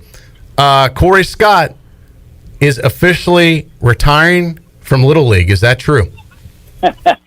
I don't know, Troy. We'll just have to find out. Oh, I already said you were. I'm hoping to go on and watch Landon play. Hopefully he continues on to grow in baseball and go on to the big field. And, Little League is a 100% commitment, if you ask me. And I don't know that I'll be able to 100% commit myself with him playing, middle school, hopefully, and prep, and wherever he goes with this game, wherever this game takes him. Yeah. I want to be able to be there with him. That was something I was very fortunate to have. My dad was there the whole time I was playing, and I just think it's really important that I be there for him and do the things that he wants to do in life. And, whether that be baseball or whether that be fishing. I want to be there with him. True. All right, you're coaching the All-Star team right now, the 12-year-olds, right? Yes. Looking forward to play tomorrow night at Elm Street at 7 o'clock. All right, so, and this is a little bit different because they're going to open Williamsport back up. There are no international teams this year, so they're actually taking the regional winner, the Southeast regional winner, and the Southeast regional runner-up, I understand. So they'll send 2 teams from the Southeast to Williamsport this year. Is that right? That is correct. Teams from the Southeast will represent the Southeast region in the Little League World Series, but our focus right now is on Havelock tomorrow night. Right. So, all right. So take us. So you play your first games in Greenville. Take us through. You got to win the state. If you win the state, then you go on to Warner Robins, Georgia, I believe. Correct. That's right. So we'll play districts in Greenville. States are at Myers Park in Charlotte. We go after we get past the states. We go to Warner Robins, Georgia, for the Southeast region, and from there, we'll see everybody in Greenville on the way to Williamsport. All right. How does the team look this year, Corey? We look pretty good. If I can keep the boys together and keep them hitting, obviously our biggest nemesis and I think the 2 best teams in the state, we got to beat North State. We got to beat North State first. And, they got a great squad. They got great coaches, and we're just going to do what we can. We're going to do what we can. We can't dwell on the success that we've had before. We can't, think that we're going to win just because we won before. We got to go now. And this is it. This is a special summer. This is what we wanted for. This is what we've been waiting for since they were 5 and 6 years old. This is what we've talked about. Very fortunate to be able to go up and watch the 2017 team play in the Little League World Series. And these kids were 8 years old at that time. So, now they get a chance to be able to do it, and it's going to be up to them. Hopefully they'll just continue to play hard, play together, and we'll see what happens if that horseshoe's still there. All right. Well, Corey, great stuff, man. Congratulations. I was really proud of you guys, and really all the players and coaches did such an outstanding job this past week that made it especially to the finals. And look, even if your team didn't, everybody puts so much time and effort in. It's such a great league. And unfortunately, there can only be one champion, but you guys finished on top, and it's a credit to the hard work you and your coaches and the players put in, and congratulations, and we'll talk again soon. Thanks so much, guys. I appreciate you getting me on Pirate Radio, and look forward to seeing everybody at Elm Street tomorrow night. All right, 7 o'clock. Corey. And all right, so is it, Corey, you still there? Yeah. What do you have to do to win the district here? Is it 2 out of 3? Yeah, it's best. It's double elimination, yeah. We play Havelock tomorrow night. North State plays Rocky Mount. Kinston got the bye. And then North State will play, or the winner of North State Rocky Mount will play Kinston. The winner of us will play the winner of that game on Thursday night. And then the winner of that game will play Saturday. And if we have to have a Sunday game, we have to have it. But Saturday will be one and done, and Sunday will be one and done as well. So it is double elimination, and there's 5 teams in our district. And we're looking forward to it. All right, well, good luck. Well, I'm sure some great crowds at Elm Street this week following that, too. So we'll be in touch. Sorry, keep us up to date. All right, buddy. Thanks so much. Corey Scott out there at Elm Street right now as his team. The baseball never ends. Corey Scott right back at it. RV right back at the ball field. Yeah. They just won championships. Yeah. Oh, yeah, it's awesome. Yeah. It is almost you're right. It's kind of almost become a year-round type of deal. Yeah. I mean, it can be depending on, what teams you're on. But a lot of the coaches I talk to, though, like kids that play multiple sports. Yeah. They want that break for them if possible. I know a lot of folks don't do that anymore. They just focus on one sport, but I like the multi-sport athletes. What sport is next for your boy after baseball? Well, Tyler's talking about playing football. Yeah. So I think he's middle school. He'll be an 8th grader. He'll be like the senior of middle school. So I said, look, this is a good year to do it if you're going to do it. Yeah. So it's his decision, but I think he's been talking about it. And I said, hey, look, that'll be a good break from baseball. It's great conditioning to play football. So why not? All right. I like it. Yeah. Let's get our final break in, and then when we return, I'll ask Troy D if he possibly has a potential Cliff Godwin update. All right, yeah. Is that how you worded it? Yeah, that's a good way to do it, You Cliff. possibly have a potential Cliff Godwin update. Yeah. All right. I will ask him about that when we return on Pirate Radio Live. We'll have our Bud Light EC report when we return after this.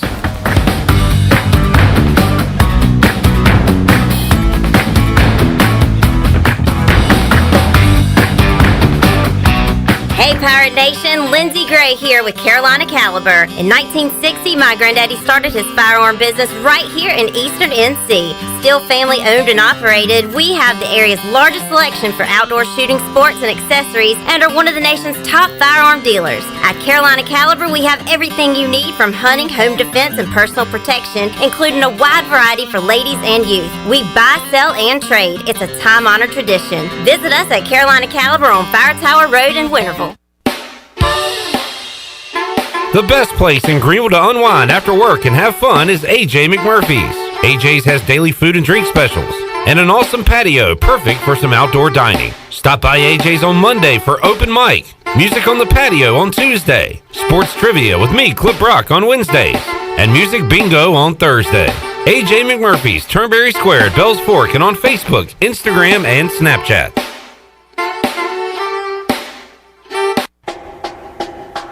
This is East Carolina head football coach Mike Houston, and I'm proud to announce that our ladies clinic is back this summer on July the 30th. This evening will provide a behind-the-scenes look at ECU football and a chance to meet the players, coaches, and their families. The evening will end with an entertaining dinner and social. Sign up today at MikeHoustonFootballCampsLLC.com. We look forward to seeing you there. Go Pirates! Hi, I'm Annalie Newhoff. And I'm Rob Campbell. And we are with CopyPro. We have been locally owned and operated here in Eastern North Carolina for almost 50 years. CopyPro is the leader in office technology. Does your business struggle with keeping printing costs low or producing professional documents? Here at CopyPro, total customer satisfaction is our #1 priority. We have a variety of solutions to help reduce your printing expenses and make your business more productive. Call us today at 1-800-682-6558 or online at copypro.net. CopyPro, we are the professional office systems people. Hi, this is Jeff Charles, and welcome inside the booth. He's going into the Naismith Basketball Hall of Fame after a career scoring average of just 5.7 points per game in the NBA. Who in the world is it? We'll tell you who next. The Pirate Radio Podcast. Don Edwards. My dad was a great salesman, and he met a guy named Alec Dale from Richmond, Virginia, and actually talked him in to building a building for him. And I think the rent was like $200 a month, and that was a huge step to pay that kind of rent. But we stayed in that building from 63 to 72, and that's where we kind of got our start. Listen to every Pirate Radio podcast now by visiting our podcast channel and subscribing in Apple iTunes or SoundCloud. The Pirate Radio Podcast is powered by White Claw Hard Seltzer, proudly distributed by Coastal Beverage. The answer to the question of who averaged just 5.7 points per game in his NBA career and is headed to the Hall of Fame, it's Ben Wallace, who made a name for himself in Detroit with the Pistons when they won an NBA title in 2004 and had 5 straight 50 or more win seasons. Wallace played up the road at Virginia Union, a Division II school in Richmond. He tallied 10,482 rebounds and only 6,254 points. He never shot better than 50% from the free throw line and had twice as many blocked shots as made free throws. His defensive presence was the backbone of those Detroit teams during the going-to-work era. He is still beloved in the Motor City. So there you have it. Ben Wallace with a career scoring average of 5.7 points per game going into the Naismith Basketball Hall of Fame. Come on back again next time, and we'll visit inside the booth. There's no better time to drive away with a quality pre-owned car, truck, or SUV from Greenville Auto World. Greenville Auto World is your authorized rough country dealer. We specialize in lift and leveling kits along with custom wheel packages. Whether you're looking for ground clearance or enhancing the appearance of your vehicle, trust our team for your off-road experience. Greenville Auto World, 3840 South Charles Boulevard across from Hardee's at Bell's Fork, or online at greenvilleautoworld.net. Pirate Radio. Give us a chance. We're going to be different. We're going to play with a lot of fire and intensity, and we're not going to back down from anybody. The voice of the Pirate Nation.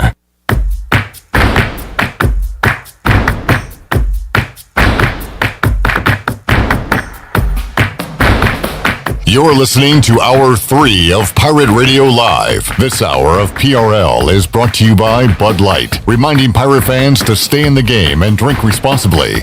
Bud Light, the official beer of the ECU Pirates, and proudly distributed by Carolina Eagle Distributing since 1989. Now, back to the show. Welcome back. Let's take a look at your stock market report for today. The Dow was down 150 points. It closed at 34,283. The NASDAQ was up 140 at 14,500, and the S&P was also up 9 points at 4,290. That's your Wells Fargo Advisors financial report. For a personal look into investing, call Wells Fargo Advisors today at 756-6900 in Greenville.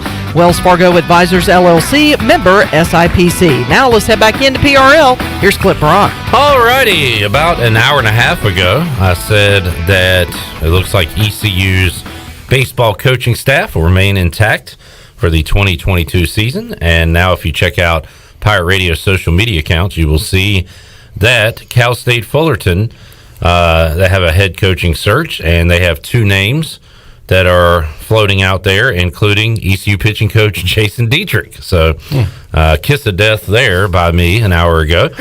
He is in the running. And Troy, another familiar name, potentially part of that search, Bryant Ward. Former Pirate. Yeah. Who's out at UCLA now. West Coast guy. So, yeah, former West Coast guy and current West Coast guy. And I remember, like, in the 90s, Fullerton was one of the, like, premier programs. I don't know. I think they might have fallen off a bit. But a couple of names there to keep an eye on, especially Jason Dietrich, the current pitching coach. Where was Jason from again? Where did he come from? Oregon. Was it Oregon? Yeah. Because he is always, even here, he's dressed as if it's 30 degrees every game. Never seen his jersey.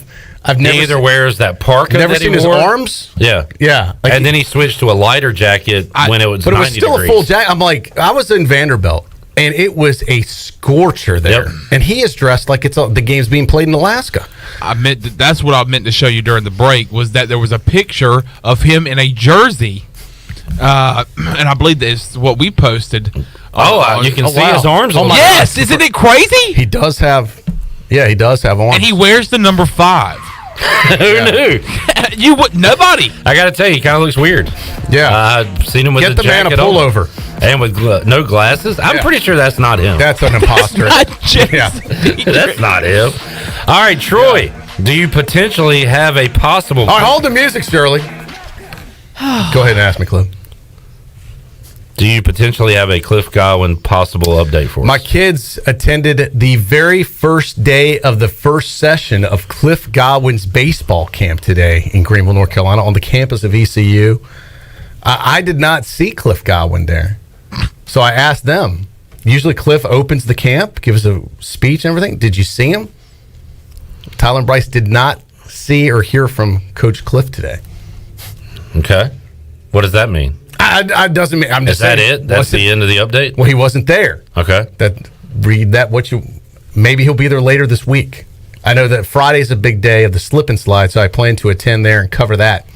All right. As a parent and for Pirate Radio, and see if Cliff's there, and if he is, I was going to invite him on this program. Okay. Thank you for that potential possible Cliff Godwin update. Yeah. So I have not seen Cliff yet, other than at the Rose Conley game.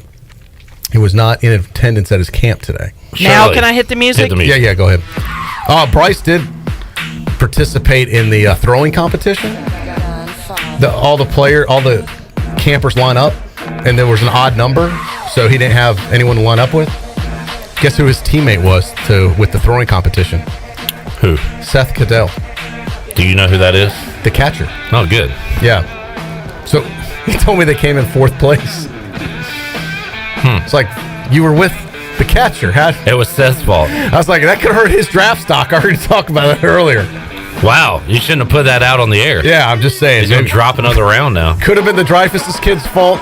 Maybe it wasn't. Could have been Seth's. Who knows? Yeah. Could have been I wasn't there to see what happened.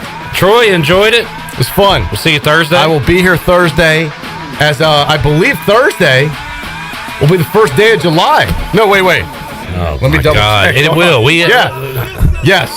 July 1st, Thursday, Clip. I'll see you on the 1st as we start the second half of the year. We'll be back Tuesday, 3 o'clock for an all-new edition of Pirate Radio Live. You love it. So long, everybody. Thanks for listening to Pirate Radio Live, an exclusive presentation of the voice of the Pirate Nation. This is Pirate Radio, WGHB